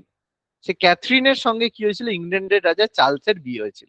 এগুলো হঠাৎ করে কেন বিয়ে হয়েছিল, তার কারণ ছিল এই যে পর্তুগালের, আমরা একটু আগে ম্যাপ দেখিয়েছিলাম যে ইংল্যান্ডের যদি ম্যাপ দেখি, পর্তুগাল তার পাশে মানে সরি স্পেন তার পাশের একটা অংশ দেখবে পর্তুগাল রয়েছে, এরকম ভাবে ম্যাপটা দেখিয়েছিলাম। এবারে পর্তুগাল আর স্পেনের মধ্যে কিন্তু সবসময় একটা গন্ডগোল, সবসময় লড়াই হতো। তো সেই লড়াইয়ের জন্য স্পেন পর্তুগালকে যখন, এবার স্পেনের সঙ্গে, স্পেন যেহেতু পাওয়ারফুল ইংল্যান্ডের সঙ্গে সেই জন্য পটে না, সেই জন্য পর্তুগালকে হেল্প করে, পর্তুগাল তাদের হেল্প চায়, সেই জন্য ইংল্যান্ডের সঙ্গে বললো আমাদের চুক্তি করব। ওই জন্য চুক্তি করার জন্য ইংল্যান্ডের রাজা দ্বিতীয় চার্লসের সঙ্গে পর্তুগালের রাজকন্যা ক্যাথরিনের বিয়ে দেয়। এবার যে বিয়ে তো হয়েছে, বা যৌতুক দিতে হবে, তাহলে যৌতুক কোথায়, বম্বে বা মুম্বাই শহর। এই মুম্বাই শহরটা পর্তুগিজরা তৈরি করেছিল, পর্তুগিজের আন্ডারে ছিল, কিন্তু সেই সময় মুম্বাই কিন্তু আজকের মতো মুম্বাই ছিল না। এখানে 7টা আলাদা আলাদা দ্বীপ ছিল, গুগল করবে সুন্দর পাবে, দেখবে 7টা এরকম আলাদা আলাদা দ্বীপ ছিল, মাঝখানে কোনো ল্যান্ড ছিল না। তো এখান থেকে ইস্ট ইন্ডিয়া কোম্পানি কি করে, এই 7টা দ্বীপের মুম্বাই শহরটাকে পায় এবং সেখান থেকে কোম্পানিকে এটা বিক্রি করে দেয়, কারণ ওখান থেকে মুম্বাই পেয়েছে, কোম্পানিকে দেয়। এই ইস্ট ইন্ডিয়া কোম্পানি কি করে, ওই জায়গাতে পুরো মাটি ভরিয়ে আজকের দিনে মুম্বাই তৈরি করেছে। গুগল করবে সুন্দর জিনিস দেখতে পাবে। এভাবে বোম্বে পায় এবং শেষে জব চার্নক কি করেন, সুতানুটি কলকাতা গোবিন্দপুর নিয়ে কলকাতা শহর পত্তন করেন এবং 1700 খ্রিস্টাব্দে রাজা তৃতীয় উইলিয়ামের নাম অনুসারে ফোর্ট উইলিয়াম দুর্গ তৈরি করেন, যেটা পরবর্তীকালে ফোর্ট উইলিয়াম কলেজ তৈরি হয় 1800 খ্রিস্টাব্দে। দুর্গ যদি বলা হয় 1700, আর ফোর্ট উইলিয়াম কলেজ যদি বলা হয় 1800 খ্রিস্টাব্দে হয়। এটা বেসিক্যালি কেন করা হয়েছিল, যে ইংল্যান্ড থেকে যেসব লোকেরা, মানে যেসব লোকেরা ভারতে আসছে তাদেরকে আদব কায়দা শেখানোর জন্য ফোর্ট উইলিয়াম কলেজ গঠন করা হয়েছিল। যদিও পরে ওয়েলেসলি এটা গঠন করে, কিন্তু পরে এটা বন্ধ হয়ে যায়, কিন্তু আবার পরবর্তীকালে এর ফোর্ট উইলিয়াম কলেজ কিন্তু চালু করা হয়েছিল এবং 1700-তে প্রেসিডেন্সির মর্যাদা পায়। তারপর একটা বড় ঘটনা 1717-এ ইস্ট ইন্ডিয়া কোম্পানির অনুকূলে আমরা প্রত্যেকেই জানি ফারুকসিয়ারের ফরমান ইস্যু করে ফারুকসিয়ান, যার মাধ্যমে কলকাতা, বাংলা, বিহার এবং উড়িষ্যায় বার্ষিক 3000 টাকার বিনিময়ে ফ্রি ট্রেডের অনুমতি পায়, যেটাকে ম্যাগনা কার্টা বা মহাসনদ বলা হয়ে থাকে। ফাইনালি আমরা দেখি 1739-এ নাদির শাহ ভারত আক্রমণ করে এবং নাদির শাহ ভারত আক্রমণ করে মোহাম্মদ শাহ রঙ্গিলা, যেটা মুঘল সম্রাট ছিল, তাকে পরাজিত করে ময়ূর সিংহাসন এবং কোহিনূর হিরে নিয়ে যায়। এটা আমরা ল্যাটার মুঘল চ্যাপ্টারে ভালো করে এটা সম্পর্কে পড়ব। এবং সবার শেষে ভারতে এসেছিল ডেনিশ বা ডেনমার্কের, সবার শেষ নয়, তার আগে ডেনিশ বা ডেনমার্কের অধিবাসীরা, যারা তাদের হেডকোয়ার্টার শ্রীরামপুরে তৈরি করেছিল। ঠিক আছে। আচ্ছা, পরবর্তীকালে 1854-এ তারা তাদের সমস্ত উপনিবেশ বণিকদের কাছে, মানে ব্রিটিশদের কাছে তারা ট্রান্সফার করে দিয়েছিল। ঠিক আছে। আচ্ছা, তোমাদের তাহলে আজকের দিনে বুঝতে পারলে কত কিছু জিনিস আলোচনা করলাম। আরো ডিটেলস এখানে এই ব্যাপারটা আমাদের এরকম থাকবে, ডিটেলসে আলোচনা হবে। এরপরে নেক্সট ক্লাসে আমরা আলোচনা করব ভারতে ফরাসিরা এসেছিল, ফরাসিদের যে বাণিজ্য কুটি কোথায় হয়েছিল, কিভাবে ইংল্যান্ডের সঙ্গে ফরাসিদের দ্বন্দ্ব হলো, কিভাবে চুক্তি হলো, তার সাথে সাথে আফগানিস্তান বলো, নেপাল বলো, মায়ানমার বলো, এদের সাথে যে কনফ্লিক্ট হয়েছিল সেগুলো আলোচনা হবে। তারপরে আমাদের এই যে ইংলিশ ভার্সনে পুরো যে নোটটা রয়েছে সেটা সম্পূর্ণ ইংলিশ ভার্সনেও তোমাদের জন্য অ্যাভেলেবেল রয়েছে। এবং সবার শেষে তোমাদের জন্য আমি এমসিকিউ রেখেছি, সেই এমসিকিউ গুলো তোমরা এখান থেকে করতে পারবে। ঠিক আছে। অর্থাৎ আমরা কিন্তু টপিক দেখে বুঝতে পারছো, আমি একটা টপিক তোমাদের আলোচনা করলাম, কতটা ডেপথে গিয়ে, কতটা ডিটেলসে গিয়ে তোমাদের পড়াটা প্রয়োজন সেটা নিশ্চয়ই ফিল করতে পেরেছো। তাহলে এভাবেই যদি পড়ো তাহলে কিন্তু ডব্লিউবিসিএস এর জন্য ভালোভাবে প্রিপারেশন হবে। আর ডব্লিউবিসিএস এর জন্য প্রিপারেশন হলে অন্যান্য যে কোনো পরীক্ষা খুব সহজেই ক্র্যাক করতে পারবে। ওকে, সবার বোঝা গেছে ভালোভাবে?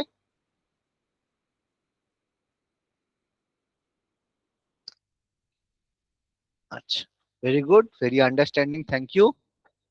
আচ্ছা, বাকি যা ডিটেলস রয়েছে তোমরা স্যারের সাথে কথা বলে নেবে, তোমরা কোথা থেকে হচ্ছে নোটস পাবে বা কোথা থেকে রেকর্ডিং পাবে, এগুলো স্যারের সাথে আলোচনা করে নেবে, কোনো সমস্যা নেই, স্যার তোমাদেরকে গাইড করে দেবে। ঠিক আছে। আচ্ছা, আজকে অনেক কিছু নতুন জানতে পারলাম আপনার ক্লাস করে, আপনার নেক্সট ক্লাসের জন্য অপেক্ষায় রইলাম। Thank you Debjani. ঠিক আছে, সবাই এরকম ভাবে রেগুলার বেসিসে ক্লাস করো। Very good, thank you Subesh, Mitali thank you, আচ্ছা Mohana thank you, Mousumi thank you. সবাই এভাবে ভালো করে ক্লাস করো। Milan thank you. সবাই এভাবে ভালো করে ক্লাস করো রেগুলার বেসিসে। Ankita thank you.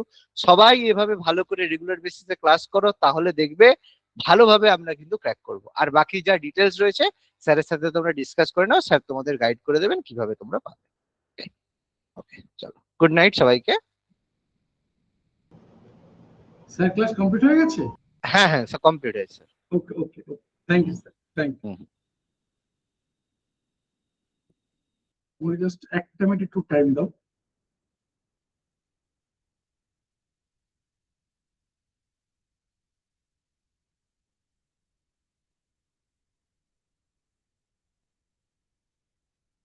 একটা মিনিট আমি সময় নিচ্ছি জাস্ট।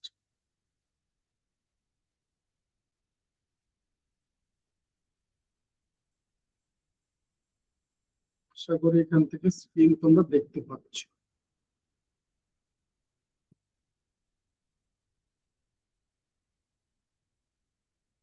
আমি তোমাদের দেখো গ্রুপে একটা লিংক শেয়ার করলাম, একটু যদি একটা দুটো সেন্টেন্স একটু তোমাদের ফিডব্যাক শেয়ার করো, এটা সবার কাছে রিকোয়েস্ট রইল। মানে কোনো বাধ্যবাধকতা বা কোনো কিছু না, যদি একটা দুটো সেন্টেন্সে তোমাদের একটু ফিডব্যাক শেয়ার করে, এটা সবার কাছে রিকোয়েস্ট হলো।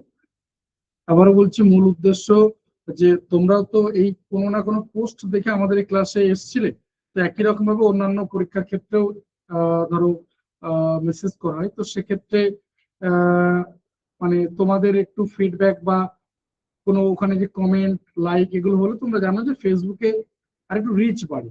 তো মূল উদ্দেশ্যটা আমাদের ক্ষেত্রে এটা একটা বলতে পারো অনেক বড় উপকার।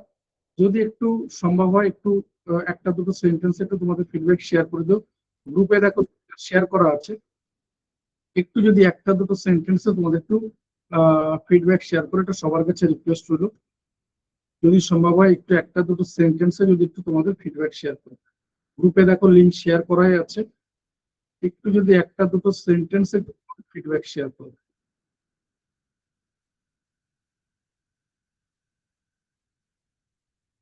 একটু যদি একটা দুটো সেন্টেন্স একটু তোমাদের ফিডব্যাক শেয়ার করে, এটা সবার কাছে রিকোয়েস্ট হলো।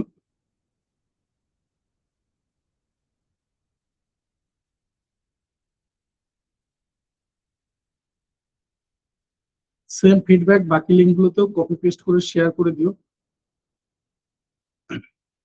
তানিয়া মুখার্জি ভট্টাচার্য, অসংখ্য ধন্যবাদ এত সুন্দর করে বা এত বড় করে লেখার জন্য, আন্তরিকভাবে কৃতজ্ঞ তানিয়া। রিকোয়েস্ট রইল সেম ফিডব্যাক বাকি লিঙ্ক গুলোতেও কপি পেস্ট করে শেয়ার করে দিও।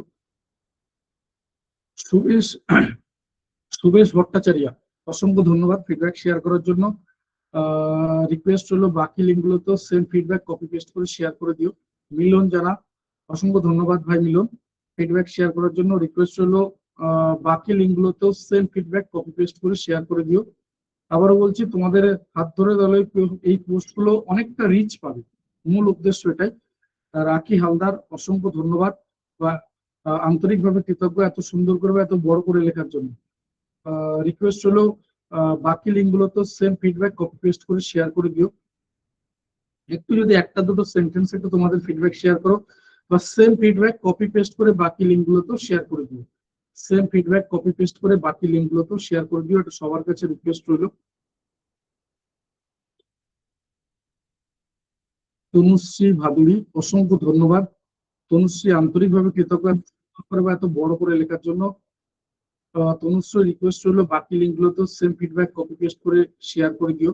রোমানা আফরোজ, অসংখ্য ধন্যবাদ রোমানা ফিডব্যাক শেয়ার করার জন্য। রিকোয়েস্ট হলো বাকি লিঙ্ক গুলো তো সেম ফিডব্যাক কপি পেস্ট করে শেয়ার করে দিও। অপূর্ব সাহা, অসংখ্য ধন্যবাদ ফিডব্যাক শেয়ার করার জন্য ভাই। রিকোয়েস্ট হলো বাকি লিঙ্ক গুলো তো সেম ফিডব্যাক কপি পেস্ট করে শেয়ার করে দিও। আমি কোডে চলে গেলাম, একটু প্লিজ বাকি লিঙ্ক গুলো তো সেম ফিডব্যাক কপি পেস্ট করে শেয়ার করে দিও। আর যদি পারো একটা দুটো সেন্টেন্স একটু তোমাদের ফিডব্যাক শেয়ার করে দিও। আমি কোডে চলে গেলাম। কোডের ক্ষেত্রে এই জায়গাটা তোমাদের চেনা জায়গা, এই জায়গাটা সবাই চেনো, এই জায়গাটা চেনা জায়গা যে শুধুমাত্র টাইপ করে পাঠাবে, কোন রকম স্ক্রিনশট বা ছবি তুলে পাঠাবে না। আগামীকাল তোমরা জানো আগামীকাল জিওগ্রাফি ক্লাস রয়েছে। তো আগামীকাল জিওগ্রাফি ক্লাসে আবারও বলছি একটা দুর্দান্ত এক্সপিরিয়েন্স হবে। আমি তোমাকে এইটুকু বলতে পারি যে তোমার এরকম মনে হবে জিওগ্রাফি আমি অনেক পড়েছি, আমাকে অনেকে পড়িয়েছেন, মানে মাধ্যমিক পর্যন্ত জিওগ্রাফি সাবজেক্ট সবার খুব মোটামুটি বলতে পারি ফেভারিট সাবজেক্ট। কেউ জিওগ্রাফিকে ভালোবাসতো না এরকম খুব কম খুঁজে পাওয়া যায়। তো আহ প্রচুর টিচারের সাথে কাজ করেছি, সেটা টিউশনি হোক, সেটা ক্লাসে হোক বা স্কুলে হোক। তো মনে রাখবে যে কালকের ক্লাসের পর মনে হবে আমার এইভাবে কেউ জিওগ্রাফি পড়ায়নি। আবারও বলছি ঠিক যেরকম বলছি সেরকম কালকের ক্লাস পড়া মানে চলাকালীন তুমি দেখবে যে কখনো তোমার কনসেন্ট্রেশন ব্রেক হচ্ছে না। মানে এরকম একটা এক্সপিরিয়েন্স হবে যে তোমার কনসেন্ট্রেশন ব্রেক হচ্ছে না। আমি অ্যাজিউম করে রাখলাম আগামীকাল ক্লাসটা, বাকি আমি তোমার থেকে ফিডব্যাক জেনে নেবো যে হ্যাঁ কতটা ঠিক বললাম বা ভুল বললাম। আর এও জানিয়ে রাখি হিস্ট্রি ক্লাসে আজ একজন ফ্যাকাল্টি ক্লাস নিলেন, হিস্ট্রি ক্লাসে দুজন ফ্যাকাল্টি থাকবেন। যেহেতু যে সাবজেক্ট গুলোর ক্ষেত্রে ধরো আইদার সিলেবাস তুলনামূলক বড়, অথবা তার ডেপথ বেশি রয়েছে, অথবা স্টুডেন্টরা ভয় পায়, সেই সাবজেক্ট গুলোতে দেখবে ডাবল ক্লাস থাকবে। যেমন হিস্ট্রিতে ডাবল ক্লাস থাকবে, ম্যাথ ইংলিশ এই টাইপের সাবজেক্ট গুলোতে দেখবে দুটো করে ক্লাস থাকছে উইকে। হিস্ট্রিও তার ব্যতিক্রম না, হিস্ট্রিতে দুটো ক্লাস থাকবে, দুজন আলাদা ফ্যাকাল্টি থাকবেন। হিস্ট্রি দুজন আলাদা ফ্যাকাল্টি থাকবেন, যে দুজন আলাদা ফ্যাকাল্টি আলাদা আলাদা দিনে ক্লাস হচ্ছে। একজন হয়তো মডার্ন হিস্ট্রি করাচ্ছেন, তো আরেকজন মিডিয়েভাল হিস্ট্রি করাচ্ছেন, এরকম ভাবে হয়তো চলবে। আমি তো হিস্ট্রি মূলত তিনটে পার্ট, এইভাবে চলবে এবং খুব ডিটেলসে ক্লাস হবে। বুঝতে পারছো, সপ্তাহে 2টো করে ক্লাস, একটা লম্বা ডিউরেশনের কোর্স থাকবে। মানে কতটা গভীরে গিয়ে পড়াশোনা হবে, একদম প্রথম দিন থেকে বা প্রথম থেকে একদম মেইনস ওরিয়েন্টেড পড়াশোনা এইভাবে কিন্তু থাকবে।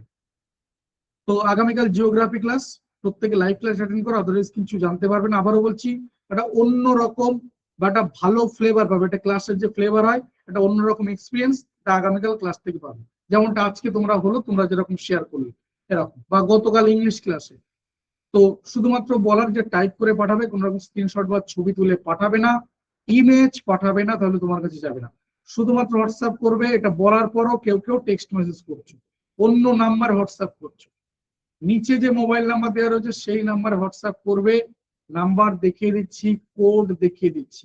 আর সিক্রেট কোড, এটা বলা প্রতিবার প্রতিদিন পাল্টাবো, কারণ আমি এখনো শেয়ার করিনি, তাই এটা সিক্রেট। এই শেয়ার করে দিলাম, আর সিক্রেট থাকলো না। কোড হচ্ছে আই অ্যাম দ্য বেস্ট। তোমার বলা উচিত ছিল অনেক আগে, প্রথম দিন থেকে বলা উচিত ছিল। যারা বলনি, আজ থেকে রেগুলার বলো, তুমি হচ্ছে সেরা, আই অ্যাম দ্য বেস্ট। আমি একবার তোমার দিয়ে লিখিয়ে নিতে পারি, একবার আমি তোমাকে দিয়ে লিখিয়ে নিচ্ছি। শুধু এটুকু টাইপ করো। নাম্বারটা সেম রয়েছে, 6291515880, 6291515880।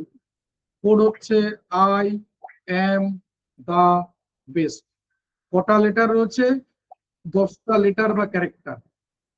10টা লেটার বা character, I am the best, 10টা লেটার বা ক্যারেক্টার রয়েছে। শুধু এটুকু টাইপ করে পাঠাও, কোন রকম স্ক্রিনশট বা ছবি তুলে পাঠাবে না। পাঠাবে 6291515880, 6291515880। এই নাম্বারে শুধুমাত্র হোয়াটসঅ্যাপ করবে, অন্য কোনো নাম্বারে হোয়াটসঅ্যাপ করবে না। আর ক্লাসের মধ্যে এই কথা আমাকে বারবার মনে করিয়ে দিতে হচ্ছে যে ভাই অপ্রয়োজনে মেসেজ করো না,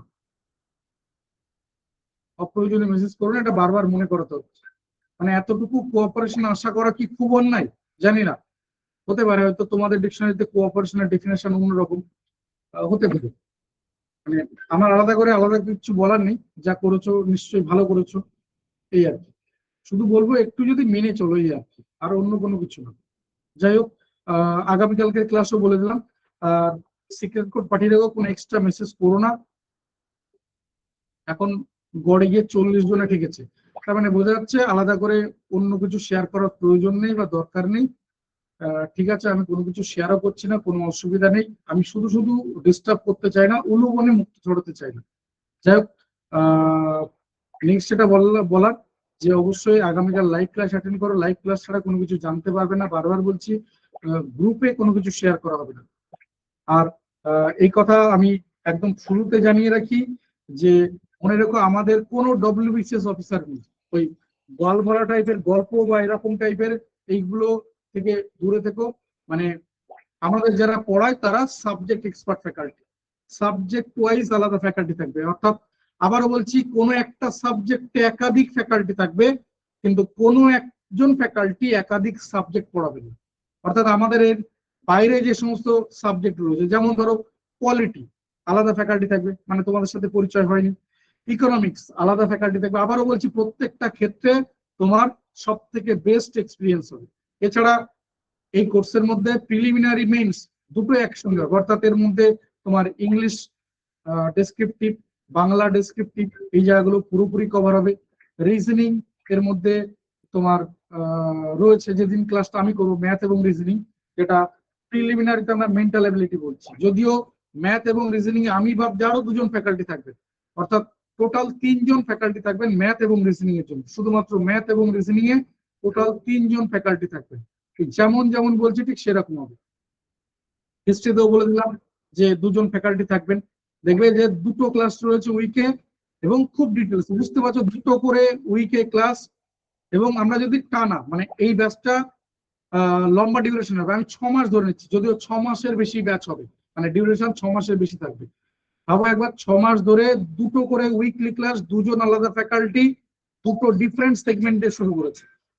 তুলনামূলক আমাদের এই 2টো জায়গা বড়, মানে তোমার মিডিয়াভেল বা মডার্ন, এই 2টো জায়গা তুলনামূলক বড়। তো ওইগুলো আমরা ধরো যদি এরকমটা শুরু করি, তো দেখবে যে কতটা ডিটেলস ক্লাস হচ্ছে। আবারও বলছে, একদম মেইনস ওরিয়েন্টেড, প্রথম দিন থেকে মেইনস ওরিয়েন্টেড পড়াশোনা হবে। একদম প্রথম দিন থেকে মেইনস ওরিয়েন্টেড প্রশ্ন হবে, ঠিক আছে? আর যদি কারো কোনো কিছু বলার থাকে বলতে পারো। যে অনেকগুলো কথা আমি এতদিন ধরে বলেছি, অনেকগুলো আমি বলেছিলাম যে এখনো আমার শুধুমাত্র 4 নম্বর পয়েন্ট পর্যন্ত শেয়ার করা হয়েছিল, 5, 6, 7 শেয়ার করা হয়নি। বলেছিলাম স্মার্টনেস নিয়ে কিছু বলার জায়গা রয়েছে, বলেছিলাম যে আমাদের যে সাবজেক্ট গুলো যে বলেছিলাম সেগুলোকে স্ট্রং, উইক, মডারেট এই ব্যাপারগুলো মনে করে দেখো, যারা প্রথম দিন ক্লাস করেছিল বুঝতে পারবে যে আমার 10টা সাবজেক্ট, আমি 10টা সাবজেক্টে আমার স্টেটাস সেম না। আমি কোন সাবজেক্টে খুব ভালো জানি, হিস্ট্রি আমার খুব ভালো বা জিওগ্রাফি আমার খুব ভালো, আমি পলিটিতে কিন্তু অতটা ভালো নই, আমি ইংলিশে হয়তো একেবারে খুব বাজে অবস্থা, বা অঙ্কতে খুব বাজে অবস্থা। তো এই অবস্থা নিয়ে তো পরীক্ষা হলে যাওয়া যাবে না। তো বলেছিলাম এগুলোকে নিয়ে কিভাবে করব, বা 4টে খাতার কথা বলেছিলাম, যেখানে একটা খাতার কথা তোমাদের বলেছিলাম যে কিভাবে কি করবে না করবে। এই জায়গাগুলো এই সেশনের মধ্যে ভেবেছিলাম কভার হবে, হলো না। যদি না হয় নতুন ব্যাচ শুরু হলে নতুন ব্যাচে আমি এইগুলো জায়গাগুলো আলাদা আলাদা করে আস্তে আস্তে কভার করে দেবো। সেটা সপ্তাহে একদিন না হোক, 15 দিনে একটা ক্লাস, 3 সপ্তাহে একটা ক্লাস, যে জায়গাগুলো থেকে তুমি ডেফিনেটলি একটা এনার্জি পাবে। যে হ্যাঁ, অনেক মানে হয় না এরকম যে আমরা দীর্ঘদিন ধরে একই জিনিস করতে করতে করতে করতে একটা তোমার ল্যাগ চলে এসেছিল, বা এনার্জি কমে যাচ্ছিল, তারপর আবার একটু বুস্ট করা, একটু খোঁচা দেওয়া, ধাক্কা দেওয়া, এই ব্যাপারগুলো থাকবে রিপিটেডলি, রেগুলার বেসিস। আমি বলছি না প্রতিদিন হবে, আমি বলছি না সপ্তাহে একবার করে হবে, আমি বলছি হয়তো 2 সপ্তাহে একবার বা 3 সপ্তাহে একবার, মাসে একবার তো বটেই, বা 2 মাসে 3বার, এরকম হবে। আমি বলছি না যে 2 মাসে একবার হবে, ইয়ে বা মাসে 2বার করে হবে, আমি এরকম বলছি না। আমি বলছি মাসে একবার মিনিমাম তো হবে, বা 2 মাসে 3বার, বা 3 মাসে 3বার, এরকম টাইপের। যে যেখান থেকে তুমি আবার মনে হবে হ্যাঁ ঠিক আছে, আচ্ছা আবার শুরু করা যায়, আবার করা যায়, এই ব্যাপারগুলো থাকবে যতদিন না, কারণ এই জায়গাটা ততক্ষণ পর্যন্ত দরকার রয়েছে যতক্ষণ না তোমার মধ্যে ডিসিপ্লিন তৈরি হচ্ছে। ডিসিপ্লিন তৈরি না হওয়া পর্যন্ত তোমার দরকার পড়বে। যে দেখো তোমায় মনে করলে যে কালকে থেকে প্রতিদিন সে সকাল 5টায় উঠবো, অথবা তোমার ওঠা অভ্যাস সকাল 9টায়, তাহলে এর উপায় কি? প্রতিদিন মোবাইলে অ্যালার্ম দিয়ে রাখো। এবার এটাই যখন তোমার একটা সময় হ্যাবিট তৈরি হয়ে যাবে, যখন তুমি এটা ডিসিপ্লিনের মধ্যে ঢুকে যাবে, তখন দেখবে আর কাউকে দরকার পড়ছে না, অ্যালার্ম দেওয়ার দরকার পড়ছে না, বাড়ির কেউ তোমাকে ডেকে দিচ্ছে, তুমি টাইমে তৈরি তৈরি হয়ে গেছে। তো এই জায়গাটা যতক্ষণ না ডিসিপ্লিনের জায়গা তৈরি হচ্ছে ততক্ষণ আমি আছি, ঠিক আছে? তো এটা তোমাদেরকে অন্যভাবে অন্য মাত্রা এনে দেবে, আমি এটুকু বিশ্বাস করি। তো চলো আমি এই পর্যন্ত রাখলাম। আগামীকাল ঠিক রাত 8টায় দেখা হচ্ছে জিওগ্রাফি ক্লাসে। প্রত্যেকে অ্যাক্টিভ থেকো, লাইভ থেকো, আদারওয়াইজ আবারও বলছি কিচ্ছু জানতে পারবে না, কারণ গ্রুপে কোনো কিছু শেয়ার করা হবে না। এখনো পর্যন্ত যতজন স্টুডেন্ট রয়েছে আমাদের ব্যাচে, ধরো এরকম একটা নাম্বার অফ স্টুডেন্ট থাকবে, অর্থাৎ গরুর গোয়াল হবে না। সেখানে তোমার লাইভ ক্লাসে সরাসরি টিচারের সাথে কমিউনিকেট করতে পারবে, মেসেজ করার দরকার পড়বে না। আবারও বলছি সরাসরি কমিউনিকেট করতে পারবে, কোনো রকম কোনো শর্ত থাকবে না যে তুমি 4টে কোশ্চেন করবে কি 10টা কোশ্চেন করবে, কোনো কিছু শর্ত থাকবে না। এবং সিক্রেট কোড বলে নতুন ব্যাচে কোনো কিছু থাকবে না, এটা এখন রয়েছে, ঠিক আছে? চলো আমি এই পর্যন্ত রাখলাম। আগেও বলেছি যে আমাদের কিন্তু কোন রকম WBCS অফিসার কেউ থাকবে না, যারা পড়াবেন তারা সবাই এক্সপার্ট ফ্যাকাল্টি, সবাই বাঙালি। স্টাডি মেটেরিয়াল বাংলা ইংরেজি দুটো ভাষাতে শেয়ার করা হবে, ডিটেলস হবে, খুব ডেপথে ক্লাস হবে, যেখান থেকে তোমার মনে হবে যে ফার্দার এরপরে আর অন্য কোনো কিছু নেই, বা কোথাও মনে হচ্ছে কমতি পড়ে যাচ্ছে, এখানটায় বোধহয় একটু তোমার বাকি রয়ে গেল, এরকম টাইপের কোনো কিছু হবে না। Thank you finally, good night, সবাই খুব ভালো থেকো, সাবধানে থেকো, সুস্থ থেকো। আগামীকাল রাত 8টায় দেখা হচ্ছে geography class. Thank you, good night.